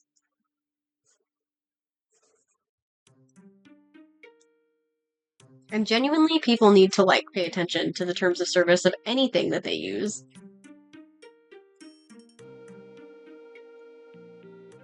Oh yeah, I never updated anybody on stream, so I updated the server on the situation with the commission that I got of the female Lewis. Um, they were very insistent that they wouldn't refund unless I gave them another chance about like, letting them try to fix it, blah blah blah blah, whatever. I basically told them like fine, but I still don't have full confidence because the entire issue is that you drew my character as the wrong gender and you're not acknowledging that fact. You're just saying, "Oh, it sounds like you weren't satisfied, blah blah blah," basically trying to turn the blame against me, trying to make it loud like I'm the one who fucked up somehow. And I eventually they tried to be like, okay, so we've talked with our artists and they're like, we want to like offer you a refund if you take down the bad review, which to me, I was like, why would I do that? I gave them a bad review because I knew they were not going to actually go on their word of, oh yeah, we're gonna redo this art, because I didn't even want them to redo the art. And they were pretty insistent of I also got used to the lack of communication as well, so I was like fully expecting them to just wait for the review period to close and then I wouldn't even have the option to give them a review, and I did not want that. So I basically got to the point they were like, we can give you a refund if you take down the bad review. And I was like, I don't think that's right. I'm pretty sure that I can't do that anyway. VGen literally doesn't even have that capability.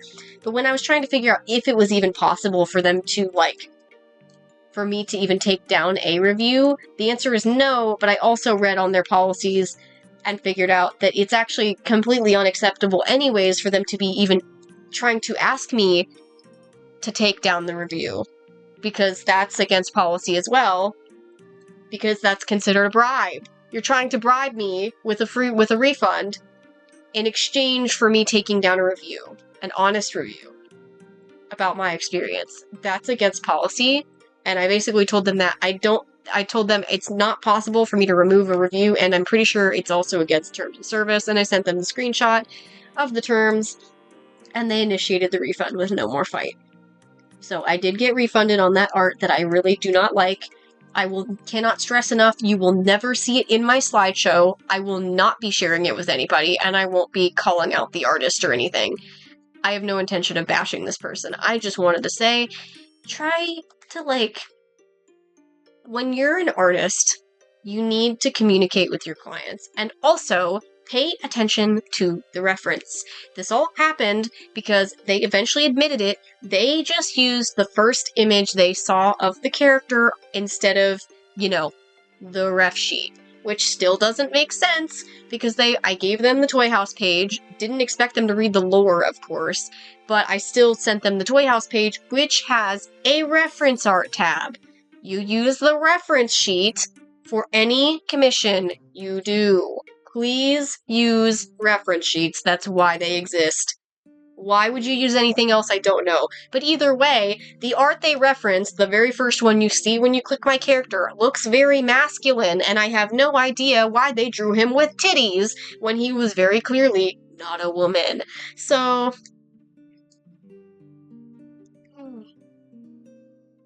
I don't feel like I'm ever gonna trust a studio again. Like, I don't think I want to deal with that. Our team of artists, your team looked at this character and said, that's a woman, we're gonna draw it this way. And then when I had a problem with it, because they said if I had any issues to let them know, when I let them know about my issues, they ignored me until I pinged them again. I don't want to deal with that again. I don't want to be run around in a circle like that again. I don't want to deal with that. So, I'm probably just not going to commission any studios again.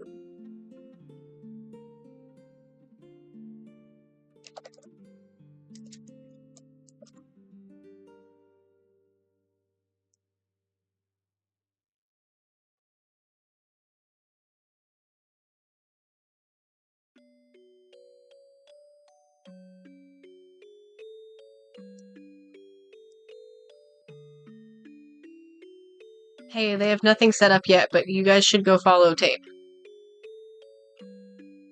Here, I'll drop it in the chat.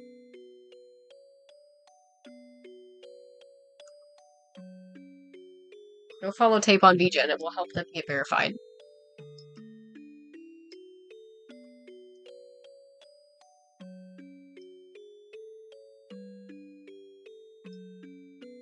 Well, he quite literally just created the account, so I doubt it. I literally just got the notification that he used the code 9 minutes ago. So unless you just followed him within the last 9 minutes, you do not already follow Tape on VGen.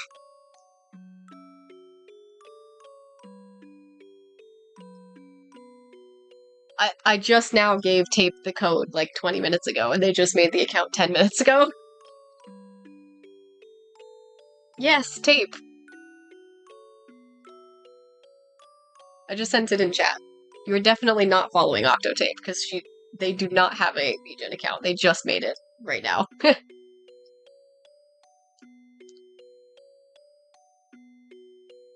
I had to guess, I should be their first follower. Because I just followed them as soon as they use the code. Because you know how it like pings you when somebody you give a code to uses it? Who do you think I'm talking about?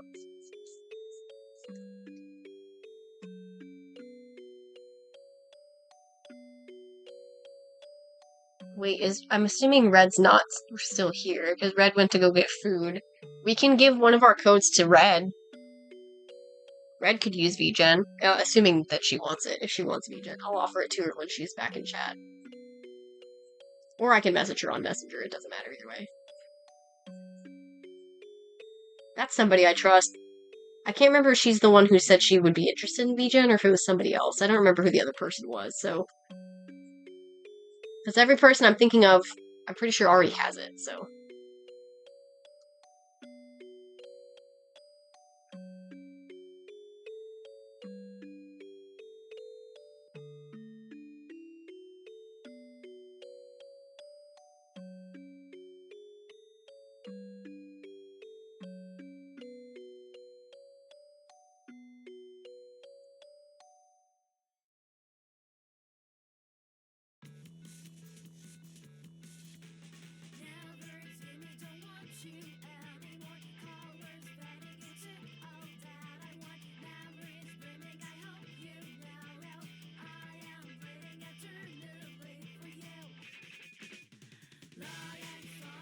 Yeah, you're probably thinking of like either Artfight or Toy House. I think you're thinking of Toy House. That's my guess. Because Tape literally just made the VGen account.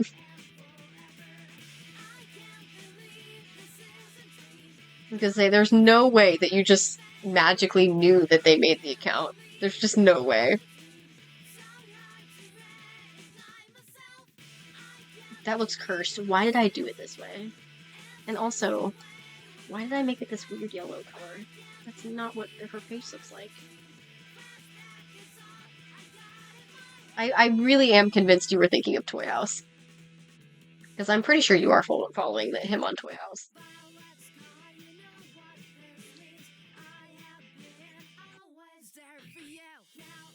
Am I going to do any personal art for myself today, or am I just going to get so distracted that I'm never going to finish this drawing?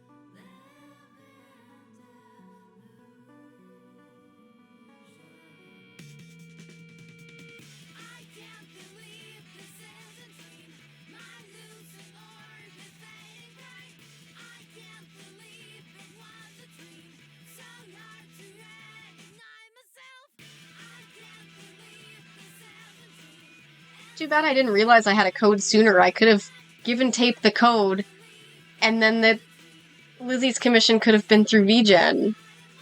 If I had known... Bummer. That could have helped him get verified if I had known and given him the code before Lizzie did that comm. If Ollie hasn't paid for it yet, then maybe Ollie's can be the first one. Or me. I still want to get one, so...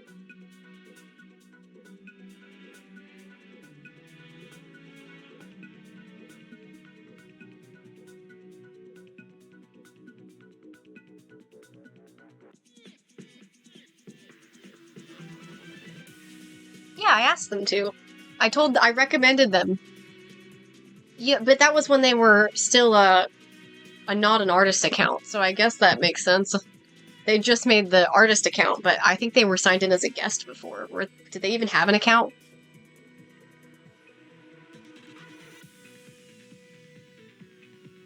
Yeah.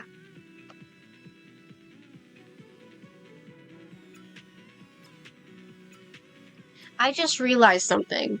I should have asked you if you had a transparent version of that art that you did for that commission for Tape, and I should have just included it as like a freebie thing, as like made that into a keychain when I ordered theirs. Because they bought a keychain from me. They're the only person who has. They bought the commission that I did of Cordial. I should have asked you if you had a transparent version, so I could have just added that as like a freebie little keychain for them. That would have been cool.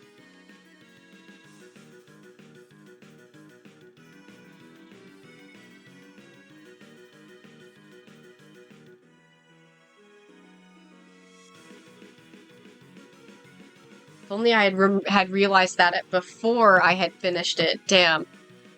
I already placed the order, so I can't change it now, but that would have been cool. If I can convince Tape to get another keychain from me, I'll try to remember. I already placed the order because I didn't realize that at the time. I should have asked. I didn't think about it, though. Oh, he would have loved that, too.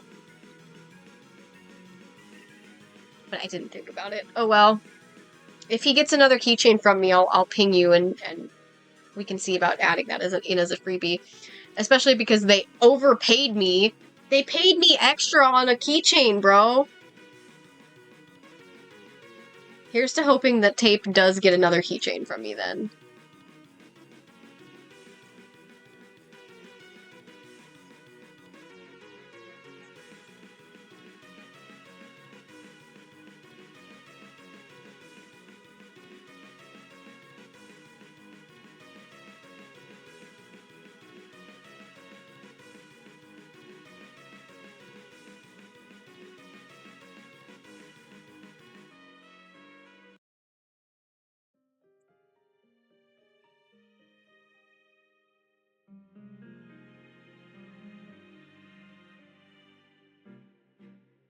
Fingers crossed. Let's hope that Tape does buy a custom keychain again.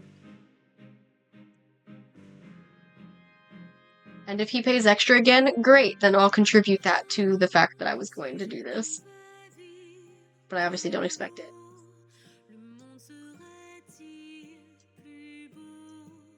I will not forget him paying extra for that keychain. That was not necessary. I did have it set up for pay what you want, but I didn't expect anybody to actually use that.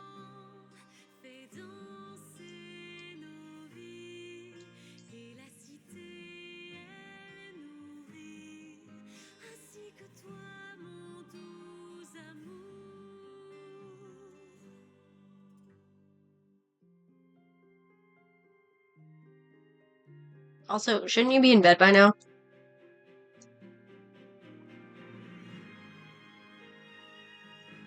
I'm so hungry. I ordered my food so late.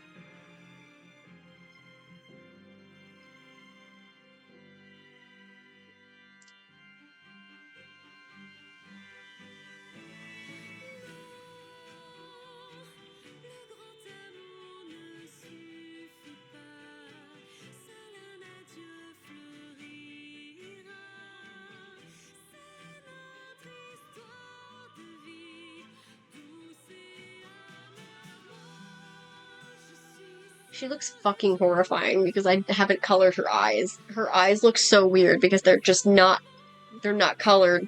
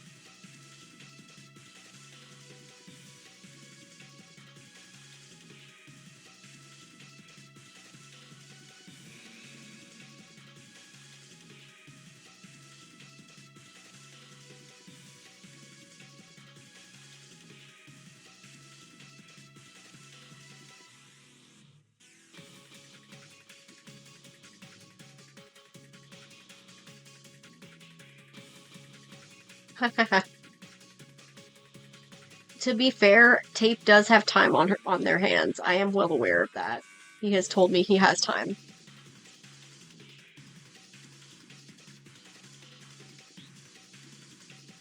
Based on what he's told me, he probably won't be struggling. He's got ample free time to work on comms.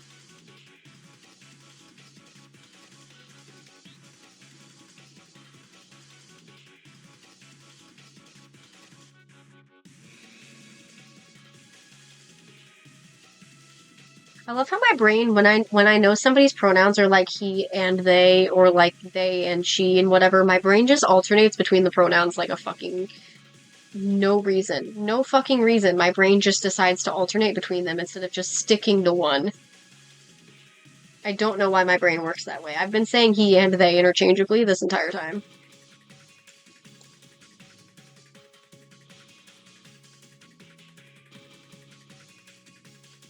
Yeah, I just think it's funny.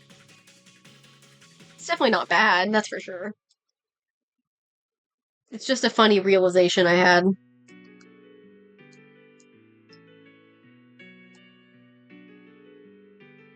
Hell, I do that with my characters. I just didn't realize I subconsciously did that with people too. Because, like, Kai is he, they. Book 1 prefers to go by they, but I think there's a couple instances in Book 1 where maybe they're referred to as he. Book 2, Munu usually prefers to use he for Kai. That's just his default, or Kai's pronouns. And so he calls Kai a he, and therefore he is what is usually referenced in Book 2, compared to Book 1, which is primarily they. But it's still pretty clear in context that they're talking about the same person, so... Kai also doesn't have a very big role in Book 2, because they show up pretty late in the book,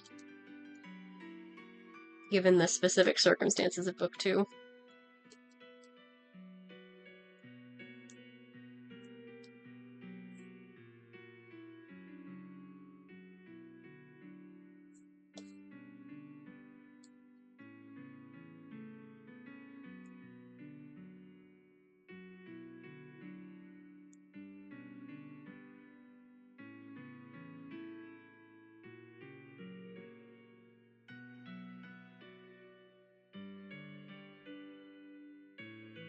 And tomorrow is our gaming day. I know we don't have anybody for Repo, so we'll just do Twilight Princess tomorrow.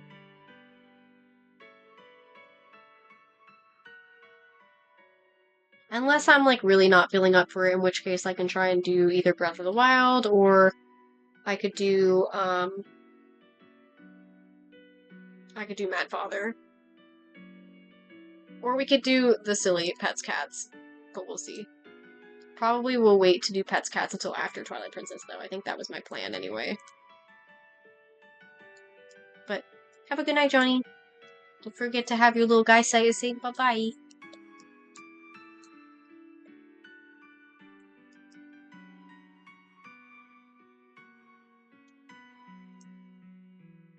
Good night. Good evening.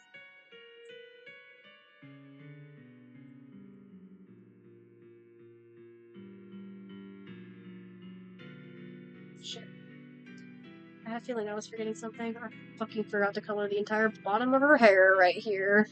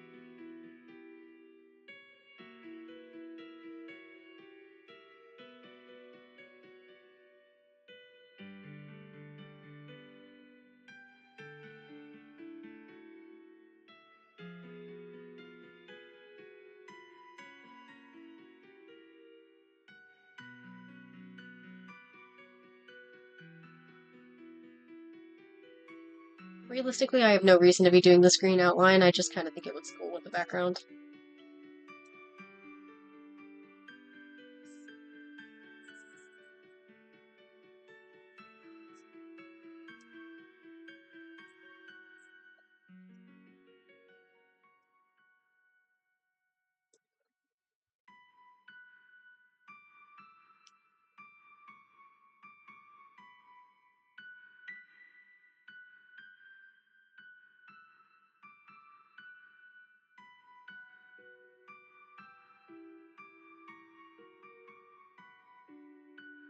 I really like doing these surprise comms. They're like probably my favorite commission type now. I guess the bad thing for me is that depending on how much time I decide to take on it and like what my ideas are, there is also a good chance that I'm like maybe underselling myself. This one should 100% have not been for only $15, but this one's also not a commission, it's for a coffee membership. So I don't really mind doing more for coffee memberships anyway, because why would that bother me? It's somebody voluntarily choosing to pay me. And that's in addition to Twitch, but Twitch is through Prime sub, so it's okay. I don't have to feel bad.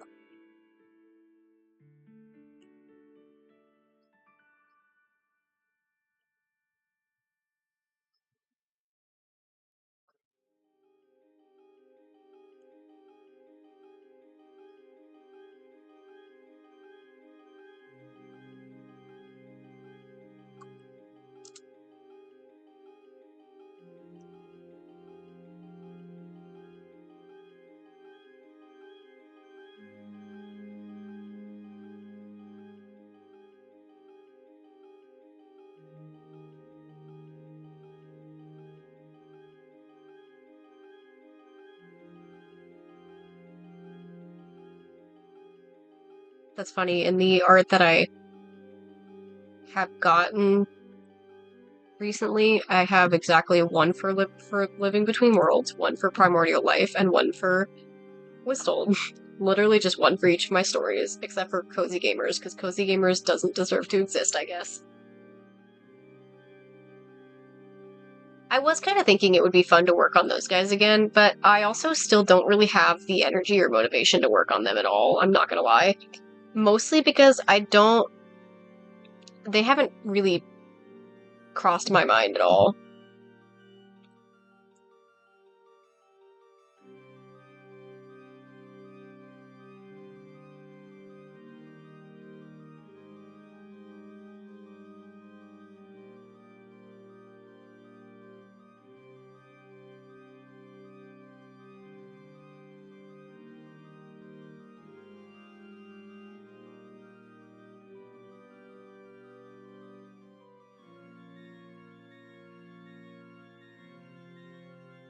Well, there's a lot of things I would like to do or have an idea of doing and just don't do it, so.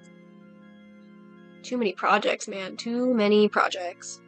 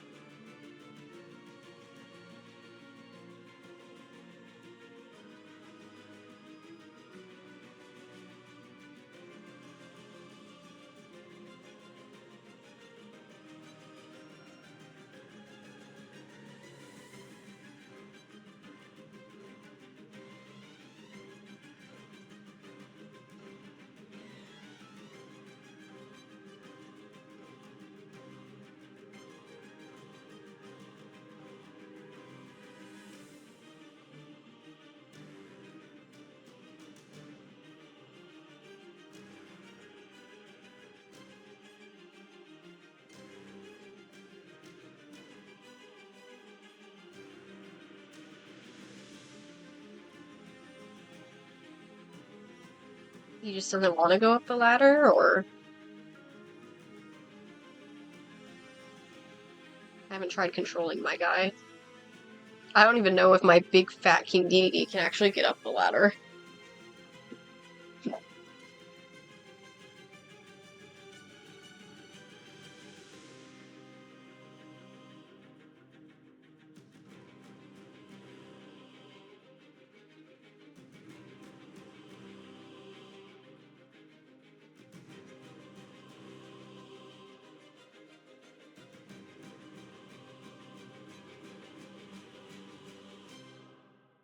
King Dedede quite literally won't go all the way to the right. He just hits he hits the cloud and he doesn't stay.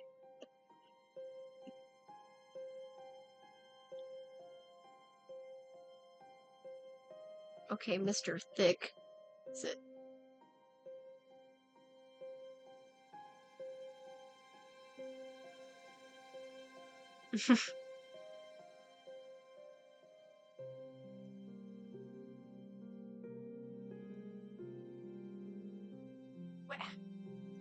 There we go. Hell yeah. King Dedede looks very disgruntled. I should probably change that to something else. If I'm gonna be wandering around, I'm okay with being King Dedede, but I think King Dedede looks a little bit ridiculous when he's squatting.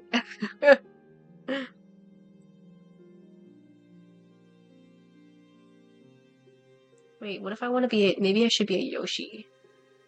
I can be a Yoshi kid? Oh, the Yoshi kid's cute. Wait, what color do I want to be though? I can be purple. There's not a pink Yoshi, so I can do a purple Yoshi. If I do red, I blend in with Blaze.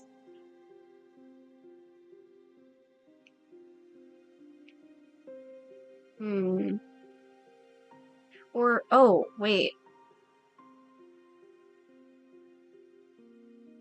Mod privileges.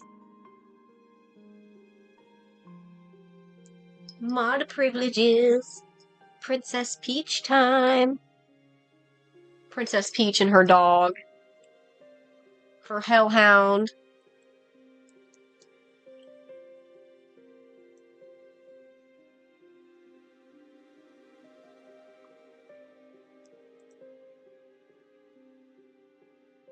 Being the owner means I get mod privileges and get to have fun models like King Dedede and Peach. Actually, I can't remember if I made King Dedede and Peach. They might be mod only, or they could be sub and mod only. I'm not completely sure, actually. I can't remember. I know there's a couple that are mod only. I think Meta Knight's one of the ones that's specifically for mods, but I can't remember if King DDD was also mod only or sub. Kirby's mod only. And I'm pretty sure Lee's... No, maybe Lee. Lee could be for subs, I guess. I don't remember how I set it up. I think the only ones off the top of my head that I can think of that are mod only is Kirby and Mew. I guess I could be Mew. Wait, I should be Mew. Forget Princess Peach. I want Mew. That sounds better, actually.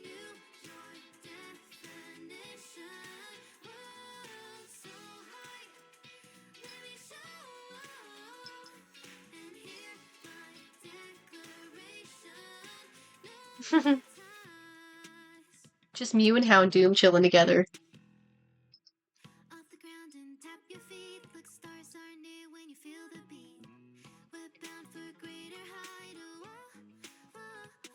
I took maybe a little longer than I should have on that art for Sonic, but I really don't care.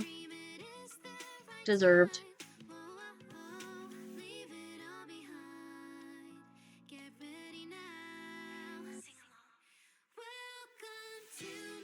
Has anybody at all gotten up on that ladder? Or are all the avatars not able to get up to the ladder? Because that makes me wonder if I somehow accidentally made a collision block there and I don't even know it.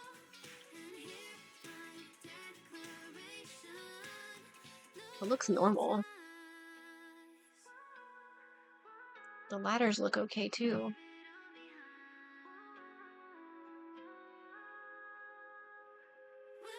Yeah, ladders look normal. What the heck is a one-way? I don't know what that means.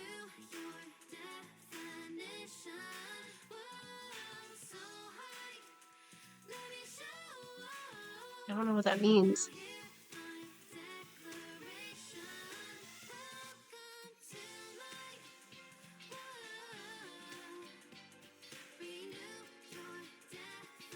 I just realized Mew is literally on the very edge of that block. Mew should not even be able to sit there. That's like not even... They're literally just floating. That's funny as hell. Maybe one day, if we want to, we can make a game of it and I can, like, make a new background. Well, I don't know if it would... Maybe I could. I don't know. I want to see if there's a way for me to, like, show you guys the screen for just stream avatars, not when it's connected to stream. And maybe we can just, like, make a background together. For some reason, I started losing my voice there.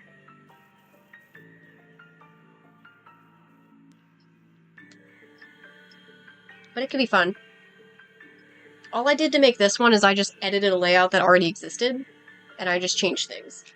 That was it. So, I could always do something like that again.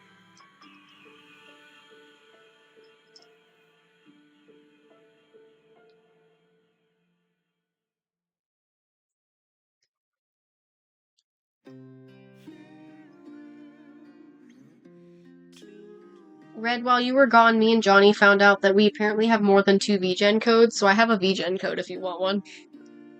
I just gave one to Tape.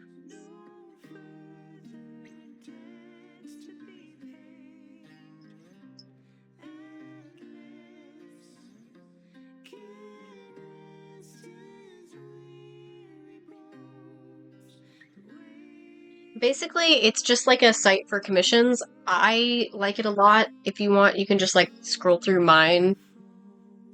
Let me just pop it in here. You can just look at mine and just like see how I have it set up. And if you like the way that it looks, then I can give you a code and you can get one. It's meant for organizing commissions and also just being very good, like buyer safe and client, or buyer safe and artist safe for commissions. I think it's really helpful because I like how organized it is. Like, it's super, super organized.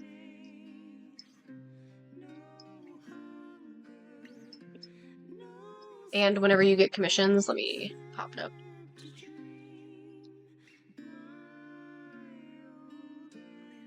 So So whenever you get commissions and you've got the artist dashboard, like when you've got one, if you've got new ones that you haven't responded to yet, it'll be under this new one, and that'll be where ones that are like unpaid are at.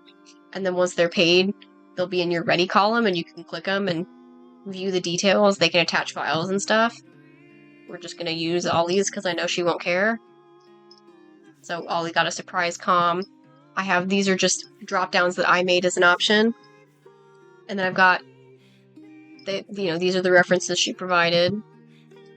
And then extra info that she wanted to provide. And it does like the breakdown and stuff. I think it's really helpful. And then you can move things that I haven't started any, but you can like drag them over to WIP, or you can mark them like up here and mark as WIP. It even shows you all your completed ones too, so like these are all my completed ones. Pretty cool.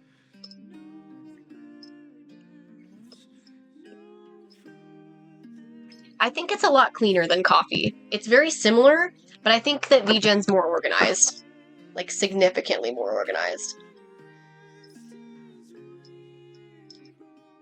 But I do have an artist code available, so that means that I can give you a code.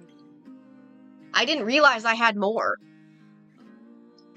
I had no idea that I had more until Johnny was, I was talking to Johnny and I was like, hey, do you want to give Tape your other code? Because they said they had one code.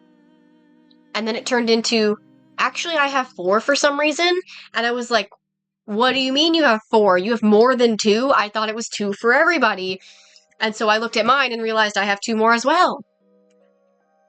So, interesting.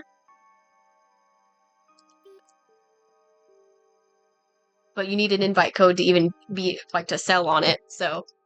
It's also really helpful for finding people to commission as well. Like, there's a lot of really cool artists on VGen.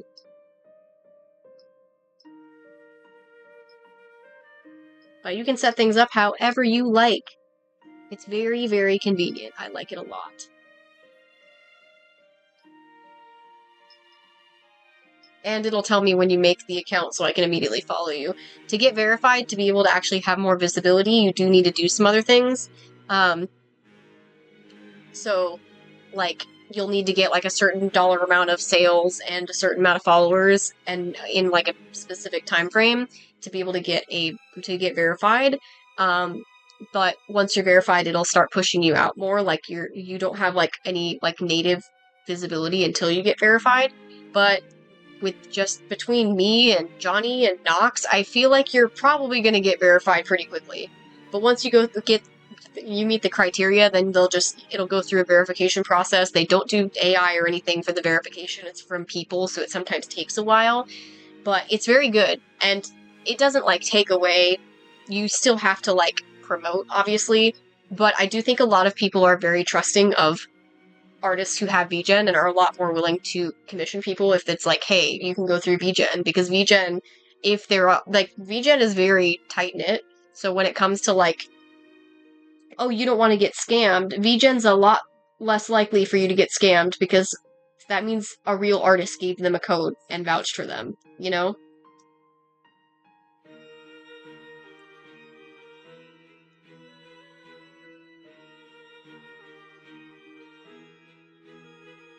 I see some people who won't commission unless you have something like VGen, because it's safer.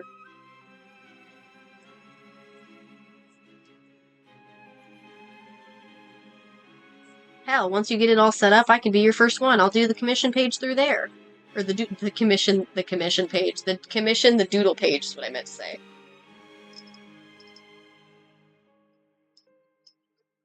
I think you can only have up to 5 listings until you're verified. But I don't know how many different options you have, so.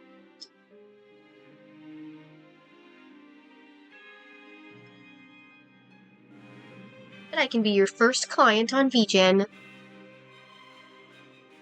And your first follower.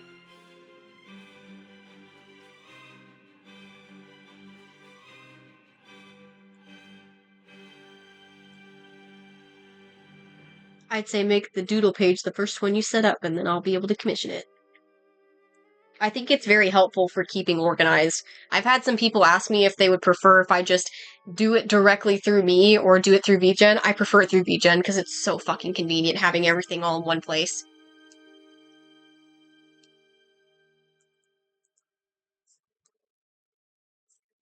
I'd rather not just do the PayPal invoice method if I can just use a site that keeps things organized for me, you know?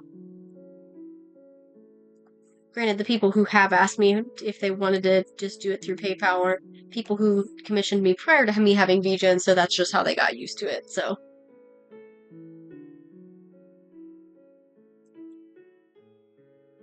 But VGen codes are really hard to get a hold of because you have to like get lucky to get picked for with their raffles or like do one of their social media engagement things, and it's kind of a pain. So finding an artist who can vouch for you is like super helpful.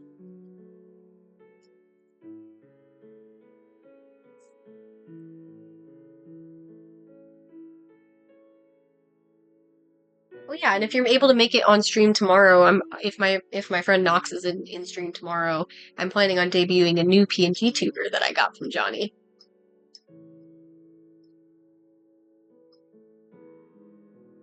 I have it disabled right now, but we got a new PNG tuber.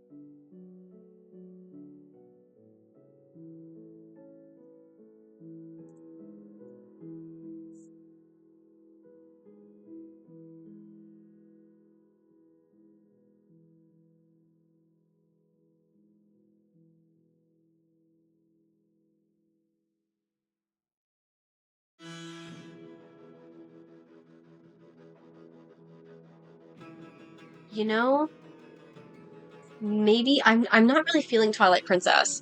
So I was part of me is like, tomorrow's game day, so we're gonna play Twilight Princess because I don't have repo. I should play Baldur's Gate tomorrow. That sounds much better, actually.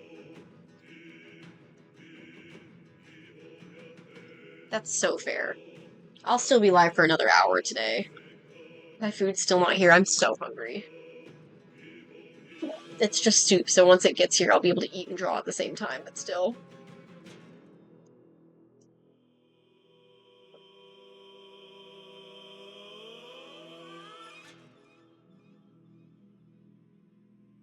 Man, I just realized I forgot to look at the calendar. I think that my dentist appointment falls the day before month end. I was gonna see if it's possible for me um to do that the day that I have my dentist appointment. I've got off work. I was debating if I wanted to just see if I could take that Friday off as well. Because my dentist appointment's on Thursday, and it just feels silly to take Thursday off and then come in on Friday. But I forgot to check the calendar to see, like, I think my dentist appointment lands on month end for work, which means I probably won't be able to take it off. It's okay. Boss was not working. He was working from home today anyway, so it's not like I would have been able to verify it with him. That's better to talk about in person than messaging.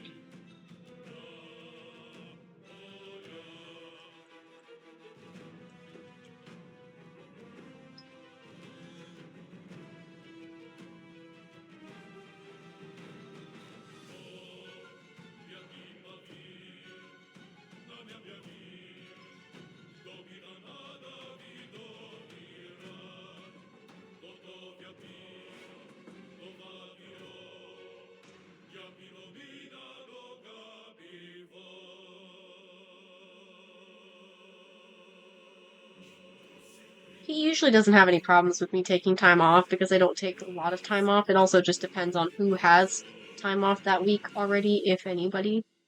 So, yeah, I always prefer to ask in person though.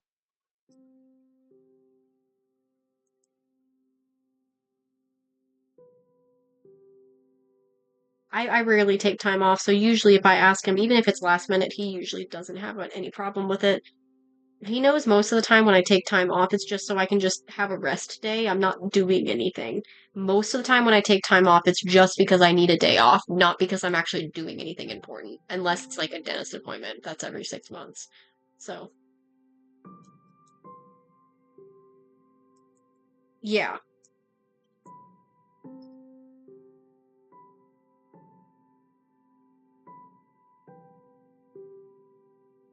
that like first week after coming back from Malaysia, I kind of kept pestering him on whether or not I was going to be able to take time off because I was like really needing it.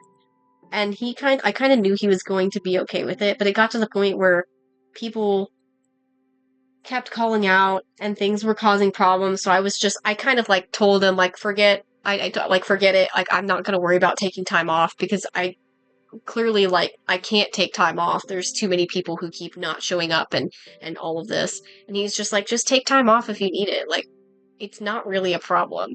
I'm like, isn't it just going to cause problems though? He's like, we'll be fine. We'll take care of it. Just take time off. Like he's one of those kinds of bosses. Like he knows I'm working my ass off. He knows I'm not it's not my fault that these people were calling out. But I felt like I needed to be there because I felt like they were just going to keep calling out. But he did end up letting me have that time off and I took it. So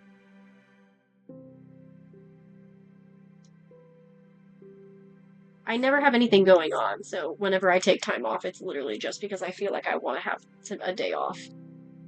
Not because there's anything important going on. One of these days it'd be fun to, like, go to an art convention or something. But, like, I don't do anything like that. And I have nobody I would go with, so I have no intention of even doing that. You know?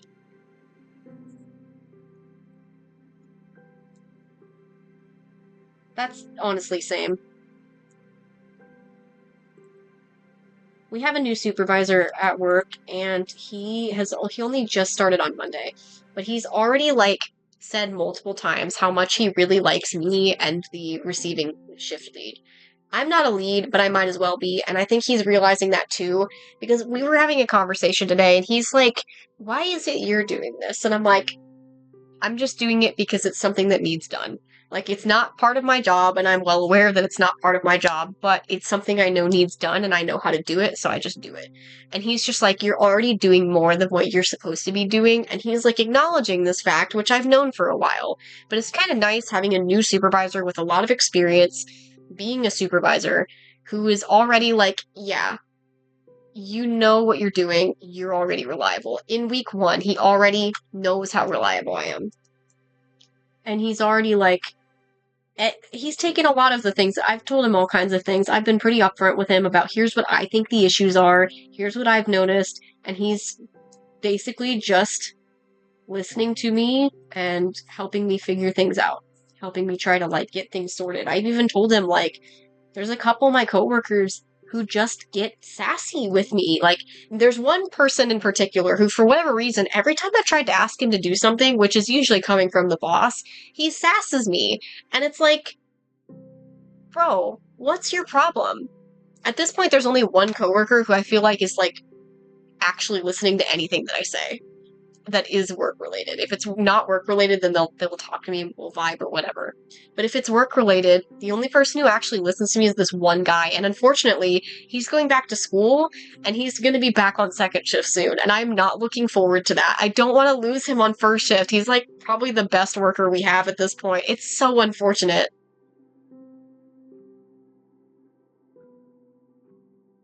Oh god, 2 conventions in a row? I've only ever been to one singular convention my entire life. And I went with a friend who went there because they were doing cosplay. They went there for cosplay reasons. I got invited along with one of my friends. We just both joined. We dressed up as Team Skull Grunts from Pokemon. It was a lot of fun, but I've never been to a convention ever since. Because I never had anybody who would go with me. And unfortunately, I know a lot of people who don't really like plan ahead for things, and that's something you really need to plan for, so.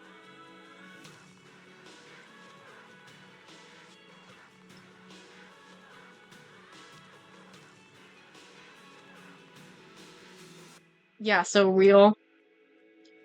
We had an incident today. There was a so there was a part that they told me about last week that was missing. Like, hey, production said they didn't receive this. I was like, okay, I believe you because it's in a crate. Kind of hard to miss. Like it's a bigger part, a decent sized crate. Like it's pretty obvious that when they don't have it. I walked the floor myself. I didn't see this crate. So I was like, okay, they're probably not lying. They didn't get this crate. It's extremely expensive, this part. It's like Oh, it's pretty expensive. I don't even know how expensive it is now, but it's expensive. We were trying to find it. I I told boss, hey, by the way, production says they're missing this. We need to have somebody look for it because we probably have an extra in the warehouse. I don't see it on the floor, so we probably just didn't pick it. I looked at the locations that I saw it show in, like it shows in some locations in the system. I can see from the floor, okay, there's a crate in each of these locations, the quantities match, but that doesn't help. I need somebody with a forklift to go up there and look at the rest of the area to try and see if we have another one in a location it doesn't show in. If we have an extra. I emailed in my pass down on Friday, then again on Thursday, or no, on Friday and then again on Monday for them to please locate this part. And I touched base with him, with the shift lead on second shift, in person before I left on Friday, because they come in early. They come in at 12 on Fridays. So 12 o'clock, the first thing I said when I saw shift lead, hey, we need to locate this crate. The paper is on my desk. I've already verified the locations they show in. You just need to look around and see if you can find an additional crate. Just see if you can find an additional piece floating around somewhere. He's like, okay, sounds good. And he was also supposed to uncrate another part. Neither of those got done on Friday night. Come in Monday morning, it's not done. I included in my pass down again, and it still doesn't get done. So I tell the new supervisor, hey, I really need this done. And I tell boss as well. Boss is like, okay, yeah, put it in your pass down again. Put it in my pass down again for Monday night. Or Tuesday night, rather. Tuesday night, they finally get the one thing uncrated. I still haven't heard anything about that crate, though. I was like, okay, I don't know if they looked into it. I'm like, I haven't heard them say anything from the line, so I'm like, maybe they already resolved it. Yesterday at work, around, I don't know, maybe like 10 a.m., they emailed me and, well, my whole team, but they specifically directed at me, hey, can you stock check this part? I didn't respond because at that point, boss already knows I have stock checked it and I can see all of the locations it shows in do have it, but I can't do anything further because I need somebody who can use the forklift, because so we've got like really high shelves. We have a forklift that goes up. Like it's extremely tall, it goes up. It raises you up to higher elevation. So I needed somebody to operate that forklift to find it, because there's no way that I could find it. So I intentionally waited, even when they escalated the email a second time around 1 o'clock-ish. I still didn't respond because I was like, I can't do anything. I have to wait until second shift comes in. The shift lead is the one who issued this part in the first place, so technically he should look for it anyway. And I did already tell them twice that they needed to find this part after being told about it last Wednesday. Now it's gotten to the point where yesterday this all happens. I specifically wait. They send the email, the second escalation at 1 o'clock. I wait until after I'm on the way home. Mom and I carpool, so I'm not driving. I message while we're driving home from work. I respond to this email with just my team, not the production team, and tell them, hey, shift lead's name, look for this part. We need to find it. And then one of the inventory control members, she responds and she says, hey, check this location, gives a specific spot. I think this might be it. And so he responds and he says, oh, it is in this location that she mentioned. And I thought that was that. Okay, perfect. He found it, so he dropped it off. I was wrong. I came in today, and at some point this morning, I get a third email on this escalation. This time she escalates it. The direct manager or whatever above production gets involved and pings my shift lead and says, hey, get this resolved now. Like, get this done. And I am like, I was about to respond and say, oh, shift lead took care of this last night. And then I was like, no, let me verify it. I went to the line, asked them, did you guys get that crate you were looking for? And we confirmed they did not, in fact, get that crate. Based on the email, oh yeah, it is in this location, we assumed he grabbed it because of, context clues. That's literally what we're asking him to do in this email. No, he did not grab this crate. So I had to go get my guy, the one guy that's like super fucking reliable that I'm gonna miss when he goes on second shift again. I asked him, hey, he was supposed to pull this last night. He didn't do it apparently. Can you check and see, is there a crate in this location? He looks up there, he goes, yeah, I think there is one up there. I said, can you please pull it down? like right now. We need it like right now. So he grabs it for me. No big deal. He's super chill. He fully understands. Like if I'm asking him to do something with that much urgency, it's important. Don't wait on it. So he pulls this down, and then I deliver it, or I go to deliver it, and as I'm grabbing the pallet jack to come and take the crate, shift lead's like, hey, I thought they did that last night. I said, no, I thought so too. Apparently not. I was like, it's like, what the fuck? So I deliver it, and then I come back, and he's like, so what happened? What's the situation? I said, so the situation is this. Here's what the email was yesterday. I emailed yesterday, tell him to look for it. Sheila told him exactly this is where it's supposed to be, you know?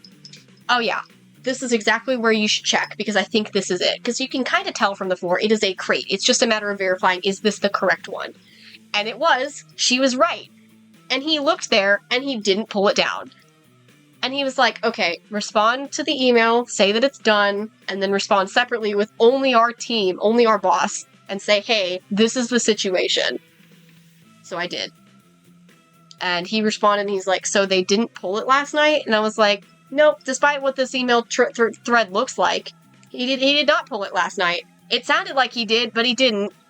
So then he confirms with shift lead, finds out like, oh yeah, we were told like it was delivered. She thought it was delivered. I thought it was delivered until this escalation. Then I checked with the line and I confirmed like, yeah, I checked with them. That's how I found out it wasn't delivered. Like, bro, what about that email wasn't clear? It literally was talking about they were missing a part on the line and we were asking to check a location it didn't show in. Well, that wasn't sign enough to please go to that location and fucking get it down and take it to where it needs to go? Like, bro?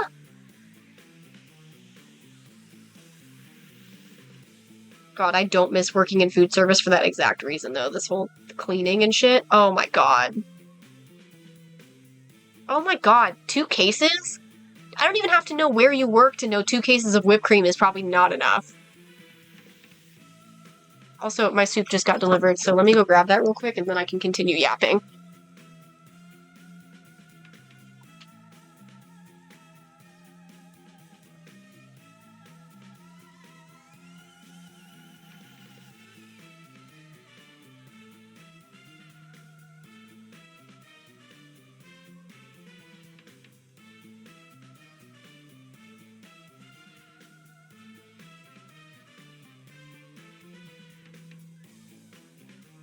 Okay, I'm back. No, it's kind of like, so we go to the gas station every morning, so that I can get a drink, and these guys don't know what the fuck they're doing when they order, dude. Yesterday when we went to the gas station, I always get a large drink. I couldn't get a large drink yesterday. You know why? They ran out of lids. Lids! They just had their order and they ran out of fucking lids. Like, bro, are you fucking for real? A gas station ran out of lids for their Polar Pop. Like, bro? I'm sorry, but does nobody know how to function anymore? Like, what is going on?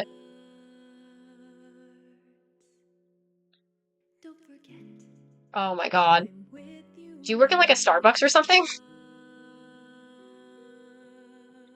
Or just like a generic coffee shop? I'm assuming whipped cream and coffee shop. That's what I'm guessing. Ah, I see. I see. Yeah, that makes sense too.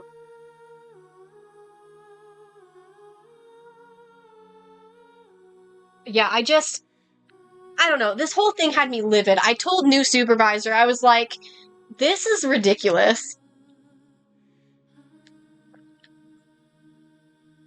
I don't like any kind of coffee, so I imagine I would hate working with it. No, but like, this whole situation with this, it was so annoying. I had to go through all this morning, and then have a meeting that lasted me an hour. And this meeting is for the other plant. So we've got 2 different plants. We've got the integration side and the fabrication side. Integration is where, I don't know how to describe it other than saying the word integrating. We're integrating parts onto tools, and then those get shipped to the customer. Fabrication's making things like metal parts, panels, and shit. And I work on the integration side, but I get stuck in this meeting every day, except for the first week of every month, every day.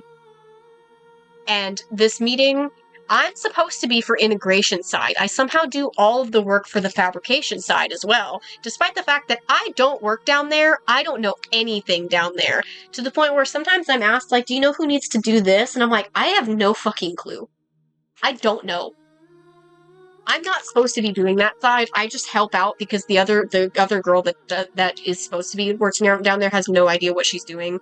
She's also just not very tech literate like I am, so I'm able to figure things out and get things done faster.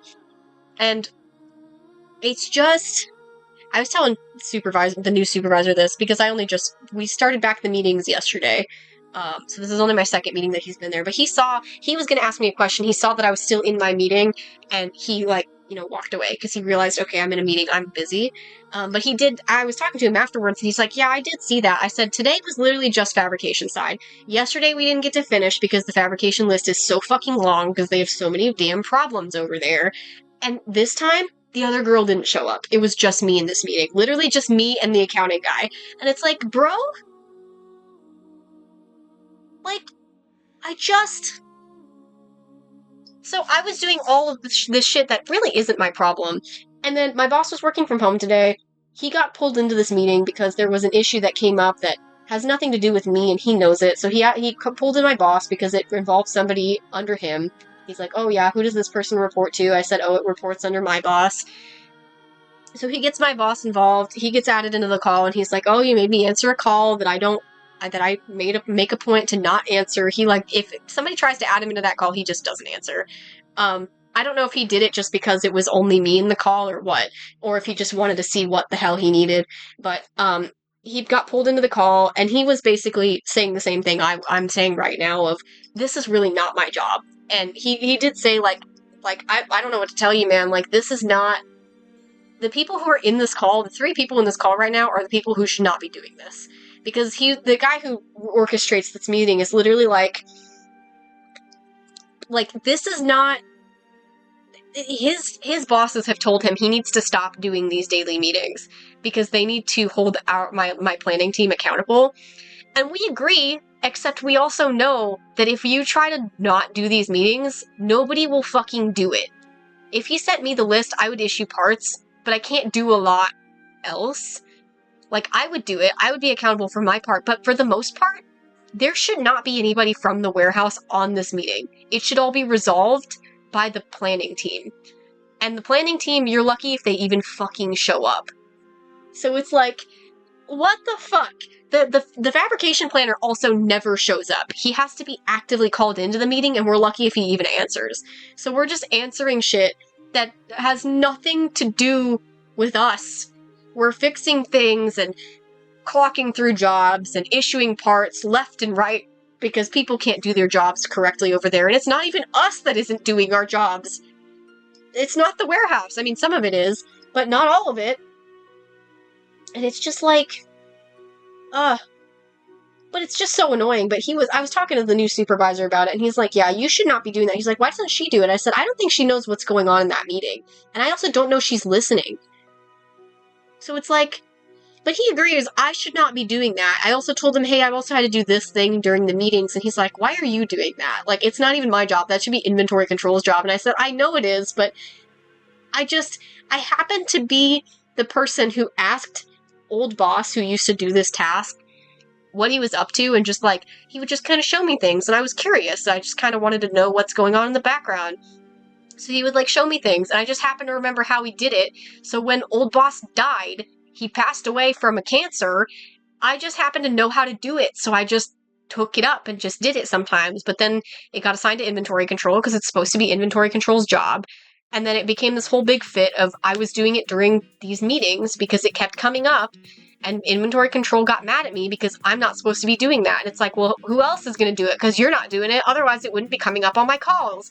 So boss was like, okay, no more doing this. So I didn't do it for a while, and now it's built up again because I wasn't doing it. So it's like, bro, can I just, catch a break? Genuinely? Bro, I'm doing all this shit that I don't need to. And new supervisor is like, yeah, you need to, like, you're doing too much. I'm like, okay.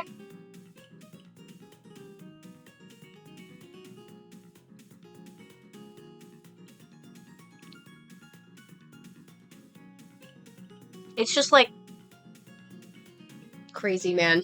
It's insane. It reminds me of how when we did our yearly reviews, one thing that really stuck out during my yearly reviews was when boss said, I don't think anybody in the warehouse understands how much you actually do behind the scenes. That's what he said to me word for word. And like,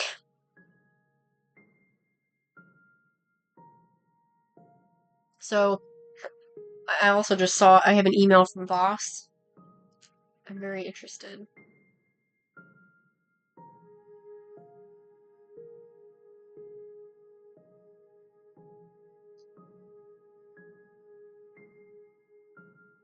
I don't know if I cleared that one.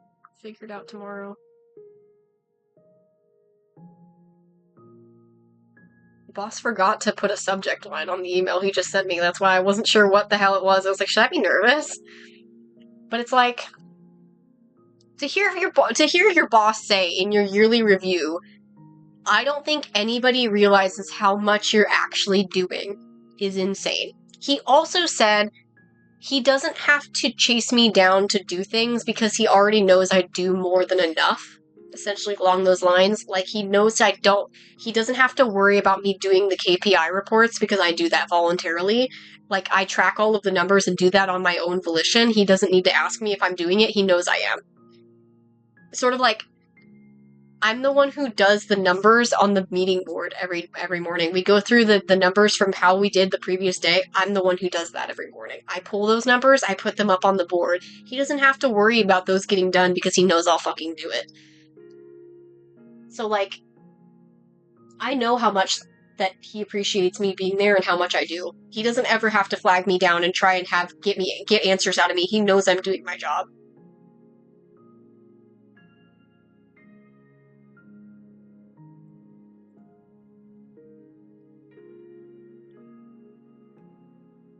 I just can't forget about the conversation from the yearly review.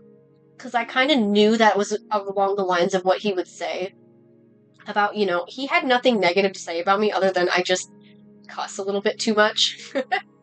That's about it. And I have cooled off on that. I was just stressed, and he knew that. He didn't care. He just thought it was funny. He mentioned that, not on the written, don't worry, just between us. But it's just,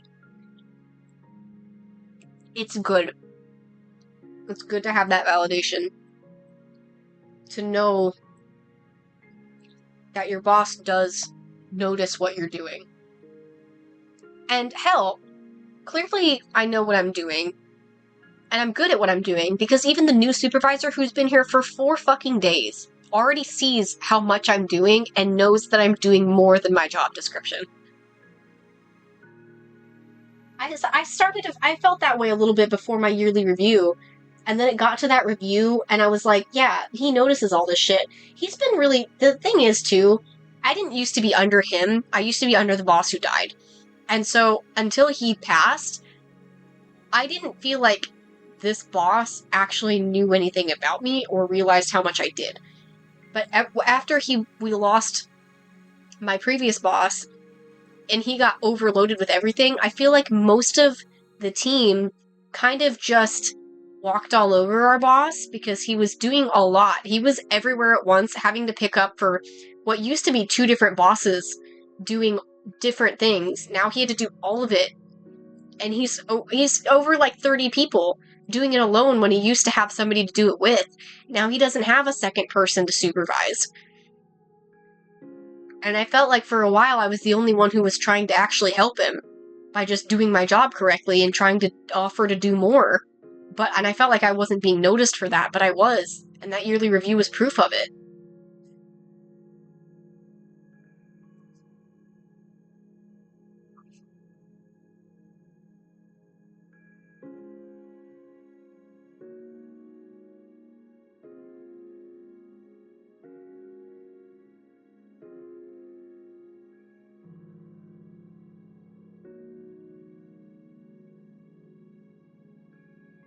God, yeah.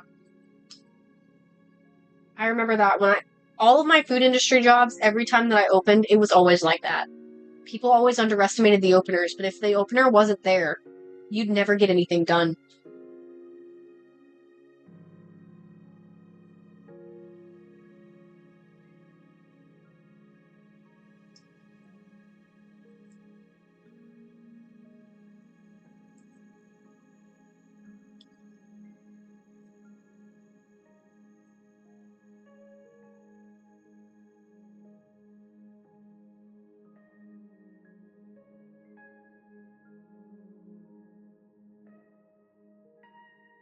Yeah.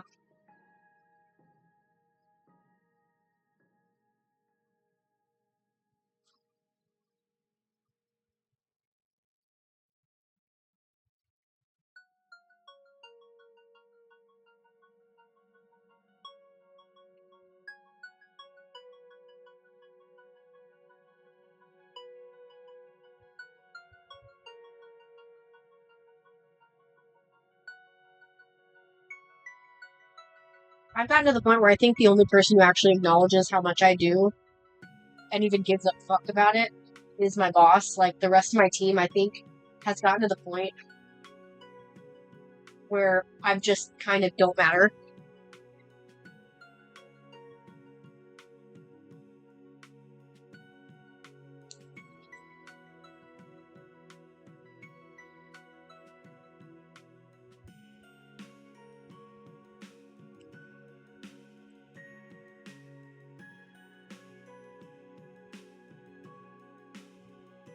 Looks like I got another commission.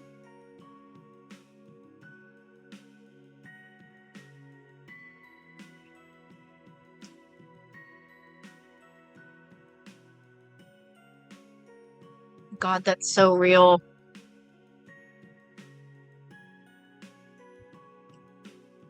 Ooh, this character that I got for a commission is very cool looking.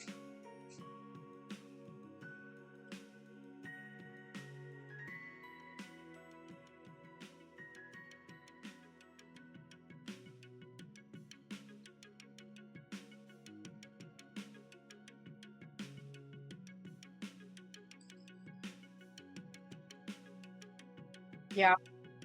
It's kind of the same way for me. Like, I feel like the only people who see how much I'm doing is the receiving lead, my boss, and the new supervisor. And the new supervisor's only been here for 4 days. Oh, and my mom, but you know.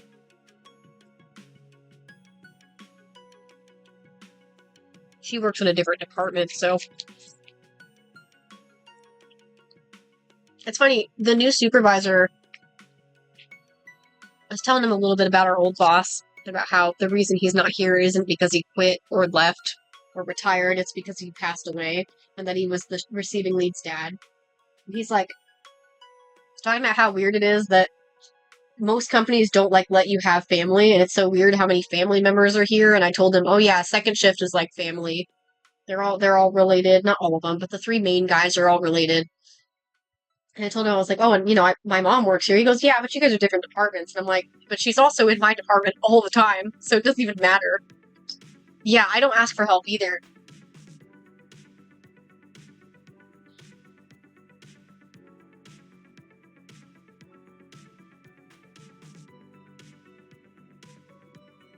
The only times I really ask for help is if it's a part that I know is too heavy for me to get, and or if it's something that requires a forklift.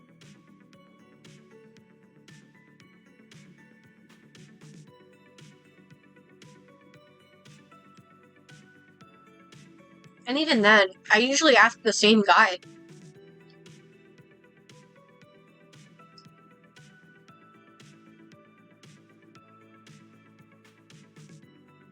Because the other team members get annoyed or they like get kind of sassy with me if I ask for help, or they don't help, you know? And the new supervisor is making a very big emphasis on teamwork. So he keeps insisting to these guys. He even told me, oh my god, it's crazy. He told me yesterday, if anybody is like not listening to what I'm telling them especially if I'm told to give them instructions from boss or somebody. He said to let him know so that he could like get it straightened out. And then like right after that, there was one of the pickers. He made a mispick and it got brought up to boss, not to me, to boss. Boss brought it into the warehouse, had him fix it, and then he got annoyed when boss walked away and he's like, why doesn't such and such also have these problems? Like, why doesn't such and such also get, like, in trouble? And I was like, it's gonna get addressed whenever he comes in. He's on second shift. And he's like, then he got all sassy with me. He's like, see, this is why I don't understand why we have to go to you and, like, listen to what you say when you're not even gonna give me a straight answer. I'm like, I don't know what answer you're wanting. What you did wrong was already explained by boss, and I had no part in that conversation. I literally was not involved. I didn't see this error and say, hey boss, he made this error. I didn't even know the error existed until I saw the boss take this cart full of parts, and bring the error to the picker who made the error. I didn't know anything about this conversation, and yet this guy was taking it out on me. And so after he had got sassy with me, I look at the supervisor. He doesn't realize what happened. He didn't hear it. But then after he kind of got pissy and walked away, I like looked at supervisor. I said, he just got like pissed off at me for that error that he made. He goes, what? I'm like, I don't even know anything about that error. You guys already explained it to him. Like, what? I don't understand. This guy also, I've noticed lately, has been getting to that point where he just does seem to be pissed off at me specifically for some reason lately, and I don't know what the hell I did. I'd love to know, but I don't know what I did. It's like, what?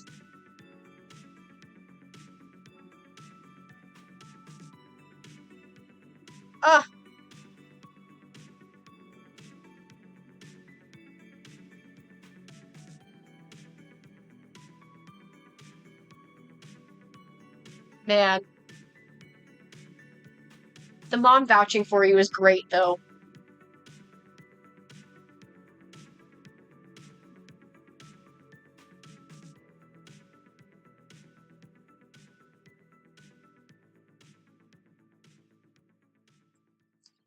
Yeah, I'm like, what?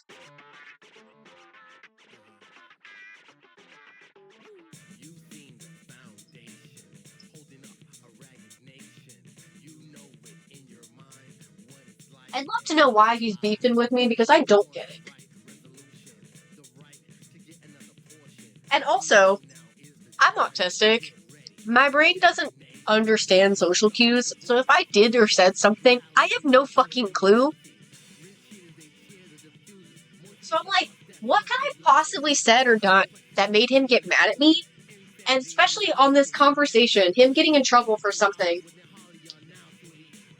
that was honestly it was just an error he made on a kid. He got really pissed off about it, but he got mad at me for it. It's like, what are you upset about?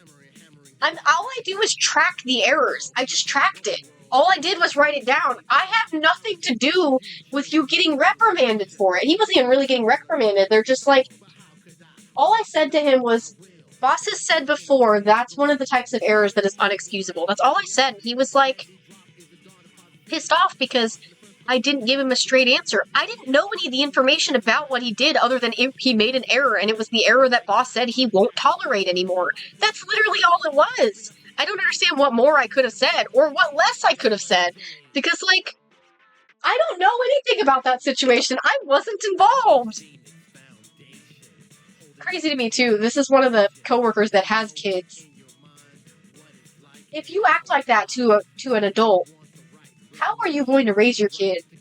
I'm sorry to say, but what the fuck was that? Why are you acting like a child? Just talk with me about it. Don't get pissy at me and get mad because you were told you have to listen when I tell you things. Like, bitch, what the fuck?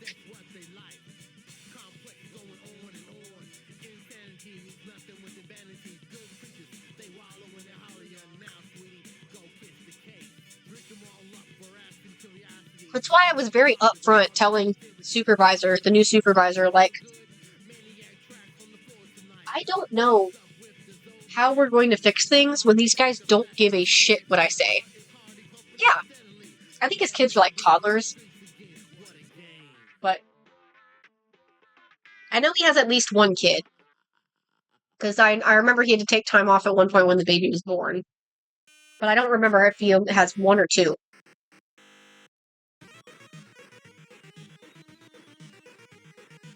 This is also the guy who's at minimum 30 minutes late every single shift. So, like, I don't want to hear it, bro. I really don't.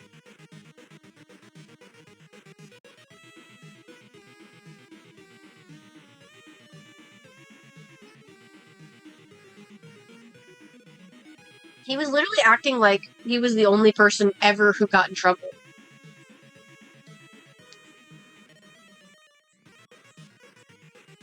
He wasn't publicly called out or anything insane.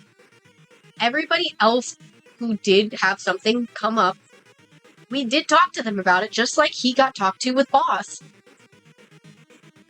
The guy that I vouch for all the time, the really good guy who I consider our best picker, like, and Supervisor also really likes him because he sees how good his work ethic is. He's a very hard worker. He made an error, so I pointed it out to him, just kind of told him, hey, do you remember picking this part? And he's like, yeah, it looks familiar. I was like, oh, it's that big U-shaped thing, explain the shape or whatever. It's like, oh yeah, that sounds familiar. I said, okay, it looks like you forgot to issue it.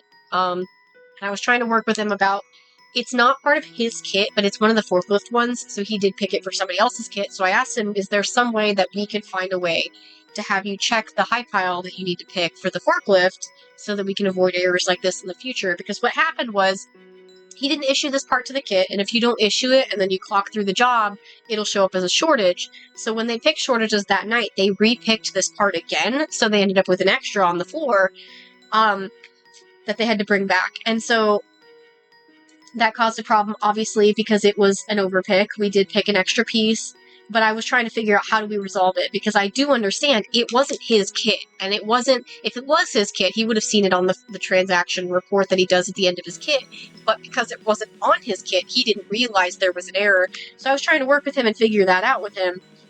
And it's like, those kinds of things are for the person it involves, I didn't, go around telling all of the other pickers, oh yeah, he made an error, this is how we resolved it. So, I don't really know why this guy that got upset yesterday about him making an error was acting like nobody else gets anything, because that same thing, that happened yesterday with this other guy. They both made errors, they both got talked to separately about these errors. We're not just going to involve everybody just so you can have proof that it's not only you that's being targeted. You're not being targeted. It just happened to be you who picked that. And he's just sitting here going, well, why doesn't the auditor get in trouble? The auditor's not here yet. They're going to involve the auditor when he comes in at 2 o'clock. He wasn't there. What do you want us to do? Call him and say, hey, you fucked up. No, we're going to wait till he comes in. He wasn't in yet. Of course we didn't bring it up yet, because we'll take it up with him when he gets in. I have no part in that conversation. I still don't know why he took it out on me. Bro, I'm just doing my job.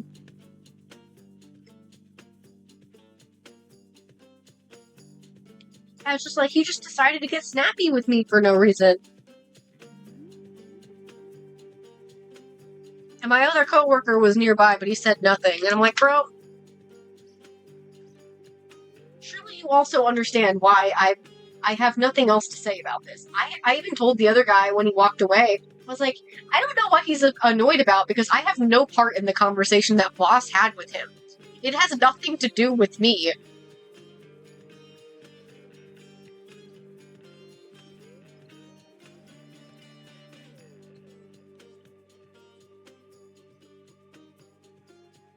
But also, if you're annoyed at something that your boss is telling you, you should probably have a conversation with your boss. Like an adult. I'm sorry, but what do you want me to do?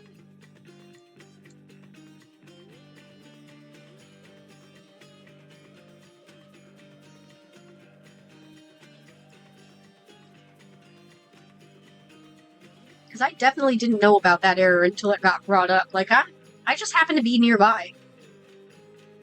I stuck around when he had the conversation with the picker, because I needed to know what was going on for me to add it to the error tracker, because I track all of that.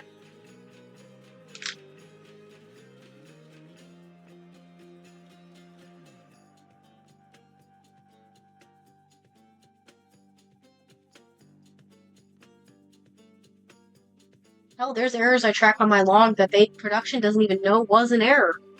I catch it on my end and I fix it accordingly.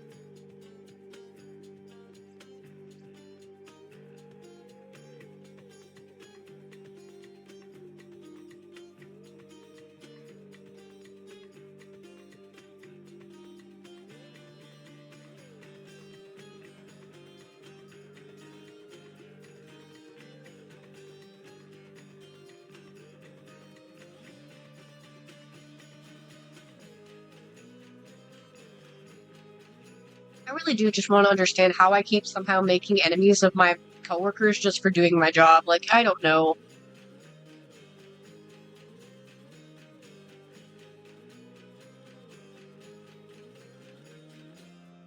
Like, I don't know, man. Why can't I just do my job?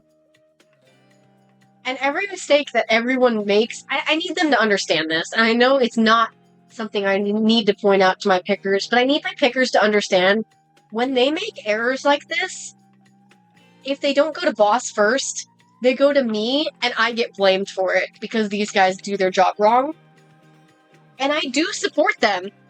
I do tell these people that, hey, I try to find reasons. I try to find ways to defend my pickers. I will never sit there and be like, yeah, this guy's an idiot. Like, when it comes to the production team being like, yeah, this guy, like, what the fuck is going on? Why are you guys? And I'm like, I try to find an explanation. Oh, I see how they made this error. It looks like they just did this. Whatever. And it's like, bro, you guys don't have to deal with production doing that. You don't have to deal with production bitching and moaning about the things that people do wrong, because it all comes to me and they take it out on me. I'm the one that they take it out on. They get mad and they get pissy at me for things that are not my fault. Obviously, I can't control what the pickers do and do not do. All I can say is, clearly they didn't do this correctly, or they didn't follow process or whatever, or, I'll take it with boss and have him talk with them. Because I'm not a shift lead, I'm not responsible for my team, but again, I am not responsible for the errors that they make, and I shouldn't be the one it shouldn't be taken out on me. What the hell did I do to deserve that?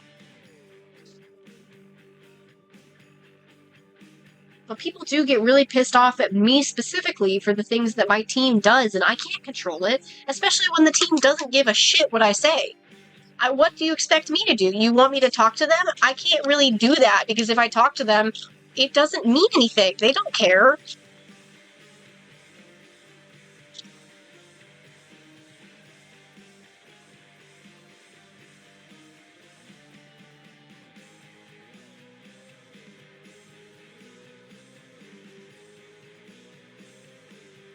And, like, they're good people, but these guys, I just don't like their work ethic. Except for the one guy who's, like, constantly on task and works hard. Cares about his job,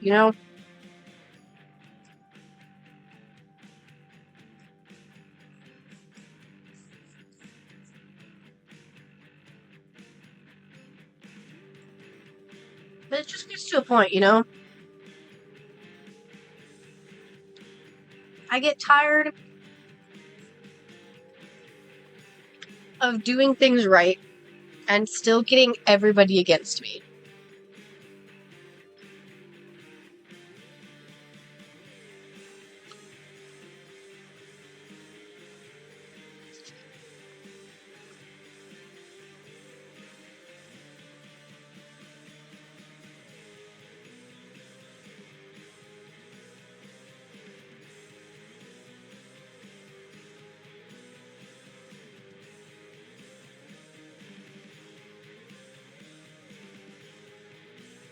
It does feel like I'm talking to a wall sometimes to people at work.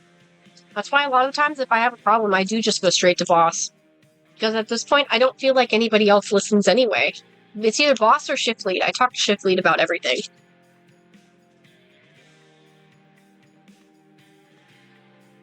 Ugh.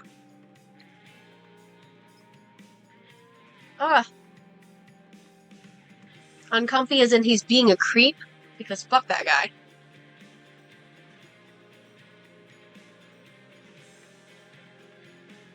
People feel entitled to shit in fast food, I swear to God.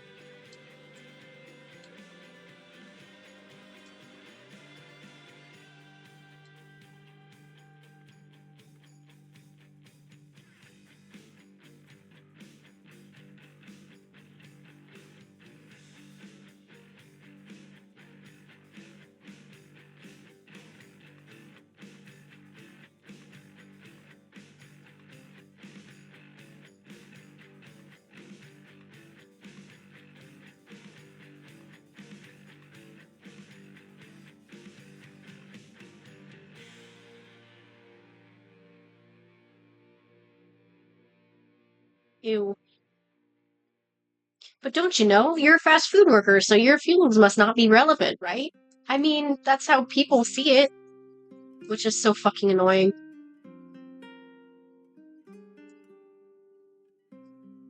Thankfully, I don't have very many, like, horror stories at Taco Bell when I worked there. Well, there is this really funny incident where somebody thought I pushed up my glasses when I was sitting at the drive-through window, and they thought I was picking my nose for some reason, so they got really pissed off about it. And I didn't know what they were talking about. I just wasn't paying attention at all, so I didn't even know what the fuck was going on. But my coworker was like, "Were you like pushing up your glasses or something?" I was like, "Oh yeah," I was like messing with the bridge of my glasses. They're like, "Oh yeah," they were like saying something about you picking your nose, and I was like, "What?" I'm like, my brain was so shut off at that point of the shift that day that I just remember being like, I don't remember hearing anything that they said, so I have no idea. I didn't even know that they were pissed off at me. I didn't hear what they said.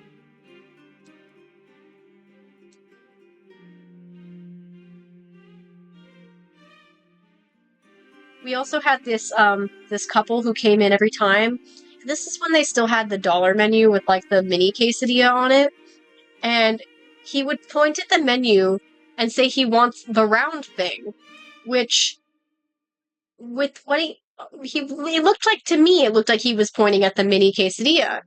So I would ask him, "Oh, the mini quesadilla," and he's like, "Uh-huh." I'm like, "Okay, cool." And every new person would have the same spiel. We would all assume he was talking about the mini quesadilla, but he was talking about the tostada and just wouldn't use his fucking words and tell us that that's what he wanted. So he would then get annoyed when we got him the mini quesadillas, and then we'd have to make him the tostada. The problem is, he does this every time. And he doesn't just want it regular, he also wants it no sauce, but he will never specify that. And before anybody says it, no, he wasn't trying to get free food. He always threw away the mini quesadillas. He never fucking ate them. We watched him throw them away. Every time he would do this, he would come in, say he wanted the round thing on the dollar menu, not specify what the fuck he was talking about. We'd make him the mini quesadillas and ring him up for those. He would say that's not right. He doesn't want that. He wants the round thing. And you'd have to figure out, oh, he's talking about the tostada. Then you'll bring him out the tostada, him and his wife, and they'll be like, no, I don't want the sauce on it. You didn't say you didn't want the sauce, so we didn't know that. So every time we'd get a new person, whenever I'd see him, because he was a regular he always was a walk-in regular. I got to the point where I saw somebody new at the cash register. I said, that man over there, what he wants when he asks for the round thing on the menu is the tostada, and he won't say that he doesn't want sauce, but he wants no sauce. And then when I told a new person that once, they're like, really? Okay. Yeah, exactly. The round thing on the menu, right? And so that one time when I told a new girl that, and she's like, she came up to me afterwards, she's like, yeah, that's so weird. He really just kept saying the round thing. You're sure it's the tostada? I was like, yeah, it's the tostada, 100%. And she's like, how do you know it's no sauce? I was like, because he does it every time. Comes in, he asks for the round thing on the menu, gets the mini quesadilla, gets it wrong, gets the tostada. He doesn't specify he doesn't want sauce, so we have to remake it with no sauce. And again, he doesn't eat the version that he didn't want. It's not like he's trying to get new food, like one of them wants sauce and one of them doesn't, so they just do it that way to get money, get free food, whatever. They throw away the ones that are wrong every time. Every time. They would throw them away. I'm like, bro, This could all be solved by just using your words. It's so shocking how that works. You can just use your words. Especially because you're ordering the same thing every time. They were a regular to the point where I recognized his fucking face among the sea of customers at Taco Bell. But, like, bro, you came in and did this every time and acted like you didn't know what you wanted every time. Like, bro, just tell people you don't want the sauce and we'll make your food correctly. Tell them you want a tostada with no sauce. Surely it's not that hard. We'll ring it up the first time and you won't get pissed off that we made it wrong because you didn't specify what you wanted. It's like, bro, this man had to be like in his 60s. He was not young. It's like, can we please just use our words? Use your big boy voice, please. It was crazy. Fast food's wild. And you think people like this don't exist until you work in fast food and you encounter them every day.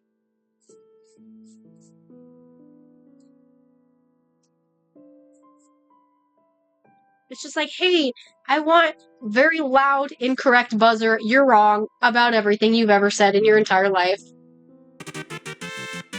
Hello! Crazy timing. We were just talking about fast food. I also am ending live in like 10 minutes. I'm so sorry. Hello, I'm Saku. For anybody who's new, welcome in, Raiders, and thank you for the raid, Softy Doodles. Oh, really? The funny thing is, I'm using just my laptop mic. I tried to use an actual headset, and it was worse quality, so we just used the laptop.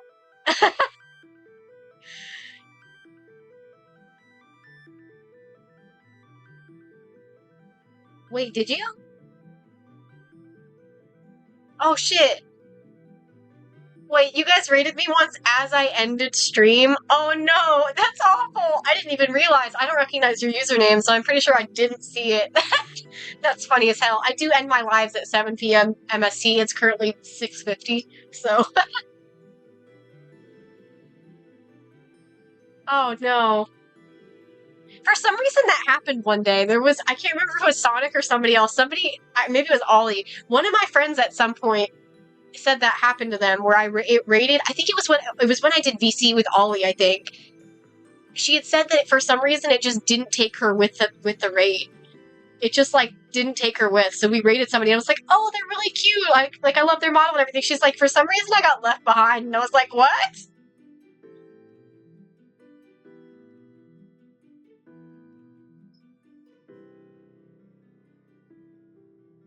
Yeah, I'm in Arizona, so I believe it's MST at the moment.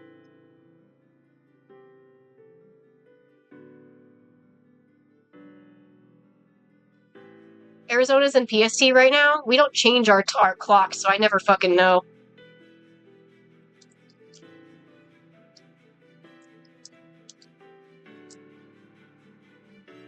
Yeah, we're in MST. Phoenix is MST. Yeah, you got any art tags before I end my live?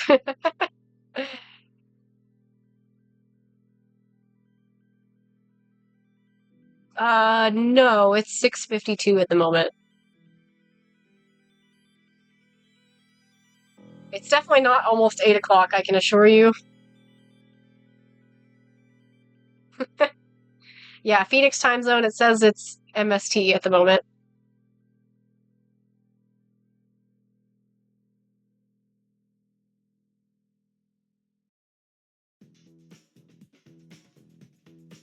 I'm confused. I literally just looked it up. It says it's MST. Arizona doesn't do daylight savings, so...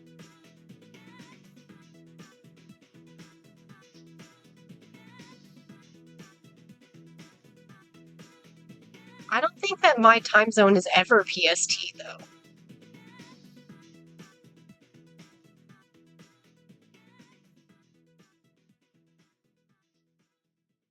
Yeah, I mean, I'm looking it up. Everything's all pointing the same way. Arizona's always mountain time. I'm in mountain time. Because I never change my time zone. I'm in Phoenix, so not in Phoenix, but I'm close to Phoenix.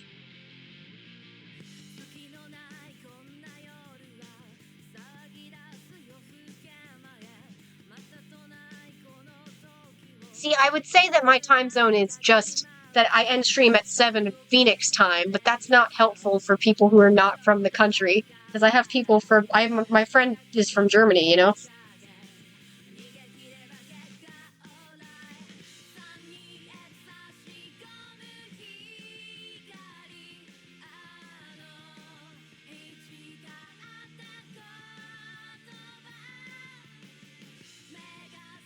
Yeah, I was gonna say, Bach's got a crazy different time zone from me, I know that.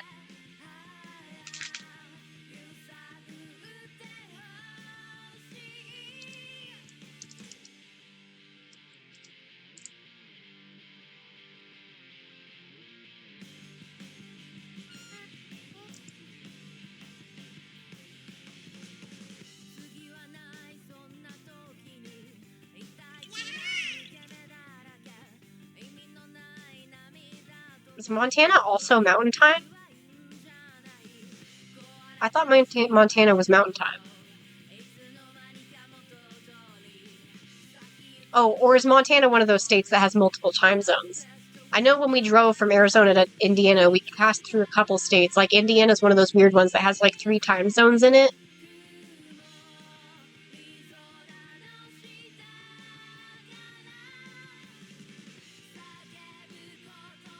That's so specific. Montana City to Tempe time converter. Why specifically Tempe, Arizona, not Phoenix?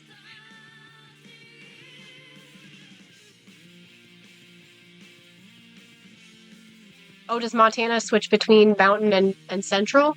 I don't know anybody in Montana, so I don't know.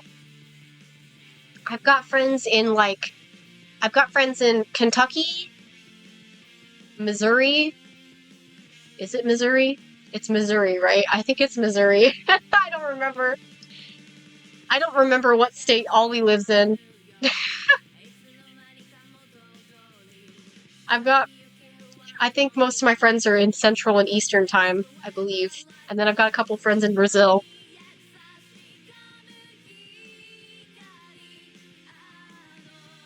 I mean, technically Arizona does have 2 time zones, but Phoenix is always the same time zone. I'm pretty sure Phoenix is always mountain. I don't know, time zones are confusing. I went through multiple time zones from driving from Arizona to Indiana and back, so...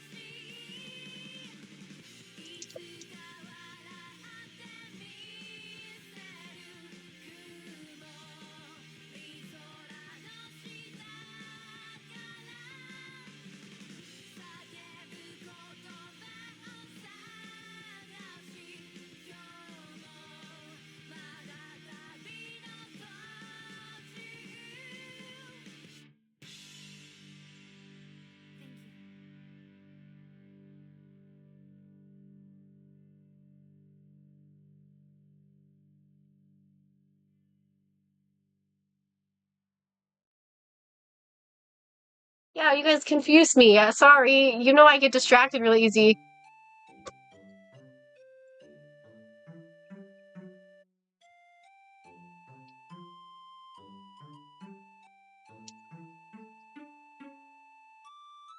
Hell yeah, that sounds like fun, Master. Master Maniac. Is it Omaniac or Master Maniac?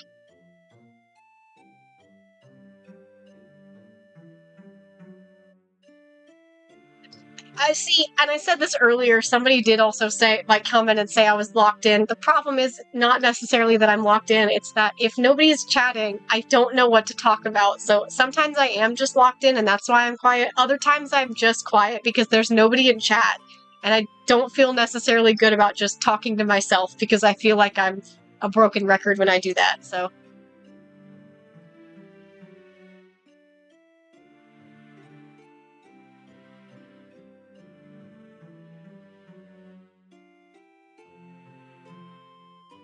What animal is your character, Master Maniac?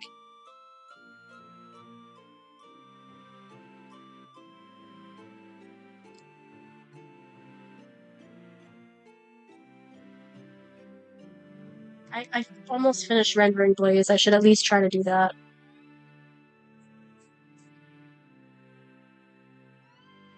You've got plenty of art in there, Red. I made sure all of the art fight is included. Ooh, I love hybrids. Hybrids are great. My characters from my book have shapeshifters, and I did that explicitly so that I have an excuse to have actual, like, reasoning for hybrids to exist in this world. So the hybrids are like shapeshifters, and they can change their species at will. So I've got, my favorite one is a wolf-rabbit hybrid, and I fucking love him. He also has a deceased partner who is a fox. He's mostly fox, but he's kind of like slightly off because he's a shapeshifter, he's hybrid, but I haven't decided what kind of hybrid he is other than he's something fox related. Yeah, there's plenty of your arts in here, Red. You and Johnny. Well, no, I think Johnny doesn't have as much because most of Johnny's are their alerts for Twitch, so I don't need to have them in the slideshow because they're already alerts at Twitch, so I don't think I have them duplicated.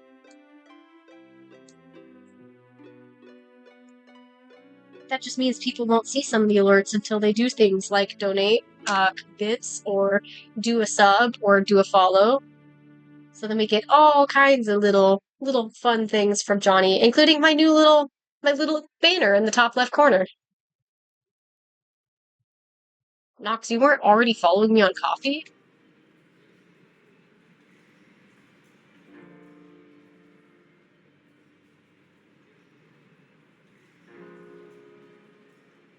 I love cute characters, they're my fave.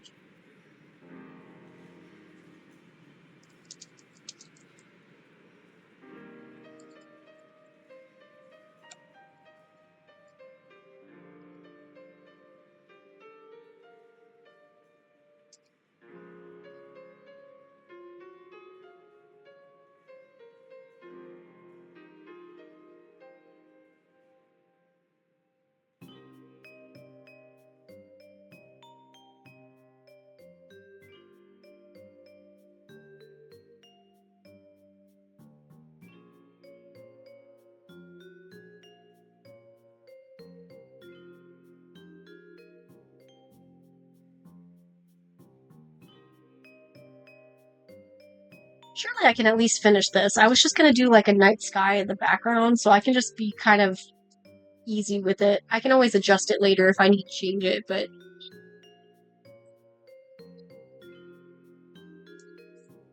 Me? Me too, Red. That's so me! Girl, I have a whole fucking list of shit that I need to do. To the point where I have... Oh, I actually, I linked it in the server, but there's a spreadsheet that I made that lists all my different art projects that I plan to do, so that I can better keep track of them. Because I have so much shit to do. Right now, I'm just trying to finish the book stuff, so I'm working on Primordial Life first. And then, let's see what else I have on here. I also have a bunch of character art that I plan to do. I want to do chibis and new full body arts for everybody. And I also want to do Eidolon spreads for everybody. And I have tile arts that I want to do. I feel like I'm losing my fucking voice. This is actually insane. Why am I losing my voice real time right now? I want to do a couple PNG tubers for myself so that they're not all Johnny's art. I love Johnny's art much more than mine, but I do want some of my own PNG tubers because it is my channel. I still want to do more of my game history arts for fandoms and video games that I play on stream.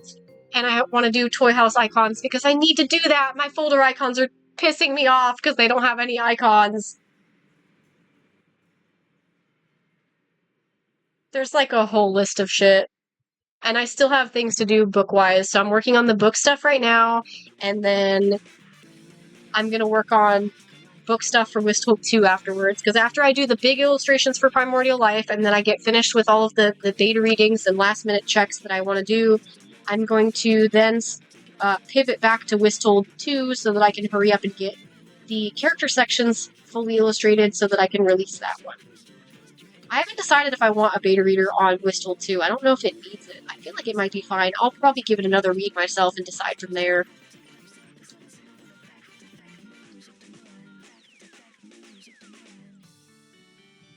But yes, I do have a server. I do kind of have a limit on it in terms of, like, I don't just let everybody in. But if you hang around the channel enough and you save up your channel points, you can redeem it that way, or you can get into the server via a channel sub or a coffee membership. Either one works. I think the coffee membership's technically cheaper than a Twitch sub. I'm not completely sure, but the channel point option is there for anybody who doesn't want to pay money, because I don't want to money lock it necessarily, but I also don't want it to be too big of a server, so I don't want to just let anybody in, especially because I don't have a lot of mods in the server at the moment, so I want my server to be a very chill place. It's mostly a place where I'm trying to yap about OCs, but I'm not gonna lie, I haven't been yapping about OCs that much. Mostly because I'm super burnt out at work right now, because we don't have very good AC, and so until that gets fixed, I might not yap very much, I'm not gonna lie. So, yeah, it's not like a quick thing to get into. If you want to hang around sometimes and like vibe on streams and just save up channel points, feel free to do it that way. But it is a little bit limited, because I'm a very awkward person, so I just don't want a bunch of people I don't necessarily know in the server, if that makes sense. I did have a couple people get really annoyed about that rule, though. It's just kind of a boundary I set for myself, and I know it's frustrating, but it is what it is. I'm always open to having more people, I just don't necessarily want it to be too much. So right now it's primarily friends, and then there's a couple people from the server, or from the Twitch followers who are there as well.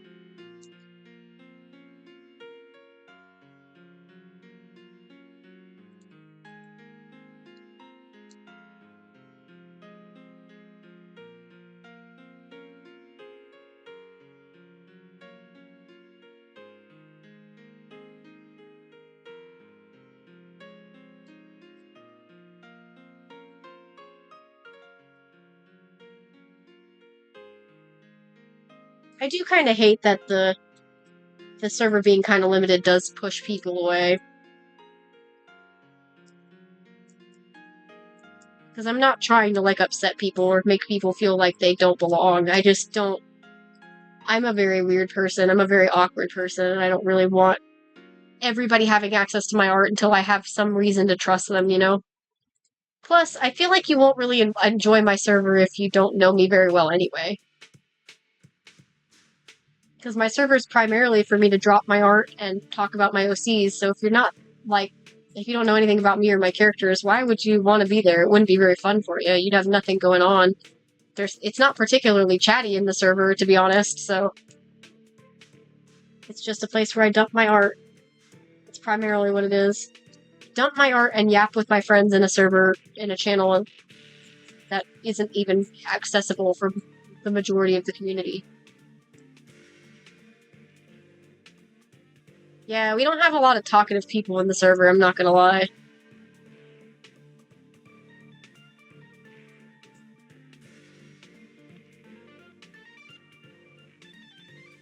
I get talkative when people actually have things to say, but generally speaking, I don't have...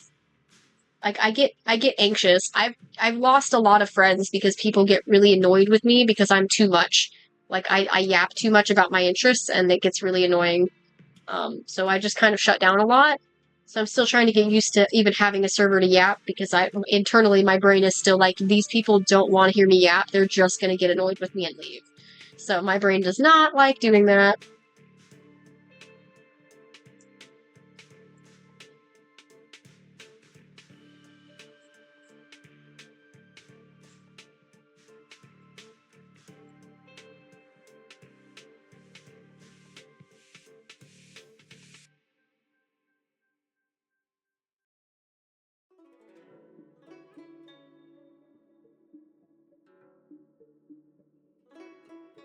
Well, if it's any consolation, Red, I'm gonna just try and finish this drawing and then call it a night. Technically, I should have called it 10 minutes ago, but I want to get this drawing done since it's so freaking close.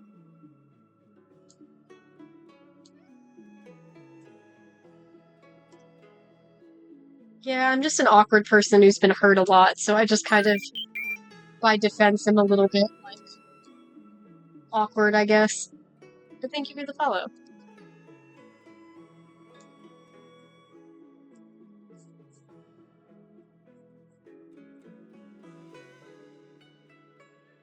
I mean, most of the time that I've spent chatting on stream today has been about work stuff, so it's not really interesting.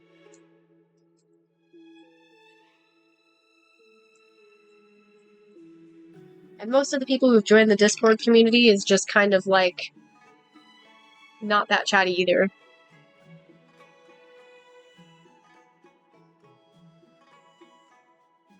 Let's see, the community chat recently, me talking about things being too fucking hot at work today, talking about getting something from Mercari and then the seller canceling. There's really not a lot. I'm most of the chat, if I look at the community chat, it's mostly me. Nobody ever answers. Why is it only ever me? Why am I the only person vibing in the community chat channel? Oh my god. I shouldn't have looked at that. That's just gonna stress me out. That's gonna make me feel self-conscious again. I can't, I don't understand why I'm actively losing my voice, though. I literally, can you guys hear it? I can hear it. I'm losing my voice, bro.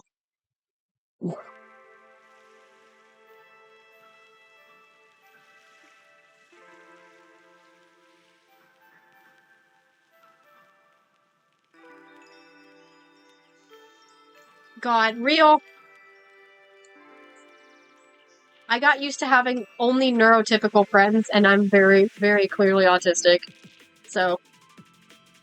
And then the one friend that I had that was autistic and understood me, I got really annoying and became too much. And so they dropped me and never answer my messages ever anymore. So I still miss them. I think about them all the time. And I don't exist in their brain anymore. They don't, I don't matter. So.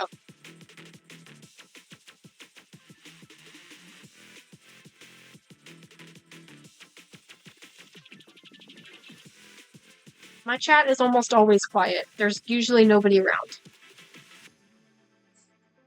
After Johnny leaves, the chat gets really quiet most of the time. There's nobody here. Johnny's the artist for my PNG tuber, by the way.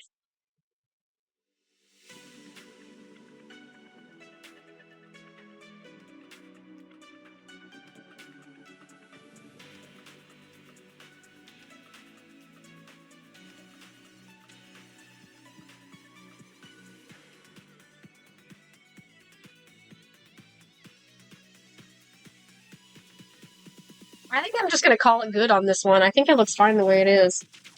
I don't really need any changes, to be honest. Bro, what? 1 second you're talking about being sleepy, the next you're talking about your cat throwing up on your bed? Girl!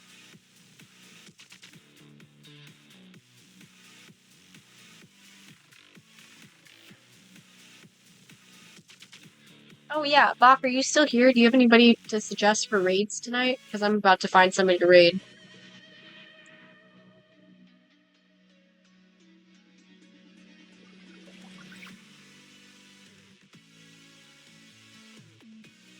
Oh yeah, tomorrow we're gonna do a game. I haven't figured out what though. Maybe we'll do Baldur's Gate tomorrow. I know I said Twilight Princess. Maybe I'll do Baldur's Gate.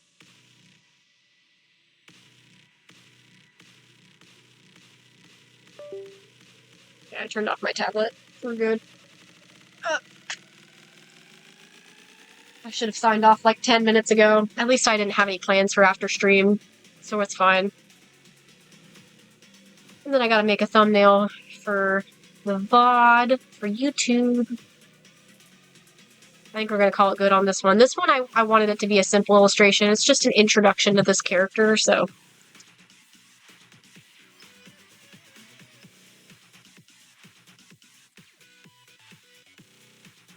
I was asking Bot because he's like my mod.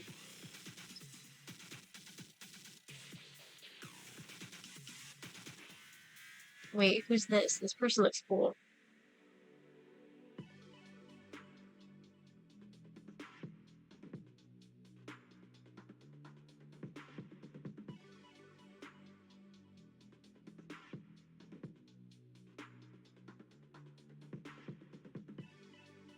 Wait, I found somebody really cool. Hold on.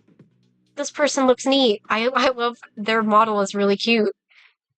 Maybe we should raid Grave Grime? They look cool. I like their model. And also their art, what they're drawing right now is so cartoony and cute. I fucking love it. I love cute art styles. They look pretty cool. I've never seen them before. We can give them a try and see if they're as cool as they look. They look pretty cool though. Hell yeah. I'm losing my voice anyway, and I should have ended live already, but let's raid Gravegrime today. Tomorrow we're gonna do a gaming stream, because that's what we do on Fridays. But I haven't figured out if we're gonna do, maybe we'll either do Baldur's Gate or we'll do Twilight Princess, because nobody's available for Repo. So I can't do Repo. As much as I would fucking love to play Repo tomorrow, I have no friends to play with tomorrow, so we're not doing that. It's okay though. I need more Repo with mods so bad. Ugh. I need it so bad. Why does everybody have to be busy? Curses! Ah, it's okay. Alright. We're gonna do the raid on Gravegrime because they look pretty cool. But hopefully you guys will come hang out again soon. If you're not in for games, no big deal. I'm used to the game streams kind of being a little bit more empty, I guess. So if you're not willing to hang out for games, then don't feel like you have to be. We'll probably do a mixture of games and art on Saturday, or we'll just do art. Because I don't have any specific plans for gaming wise, so we might just do art on Saturday. We'll see though. But thanks for hanging out, guys. Have a good night.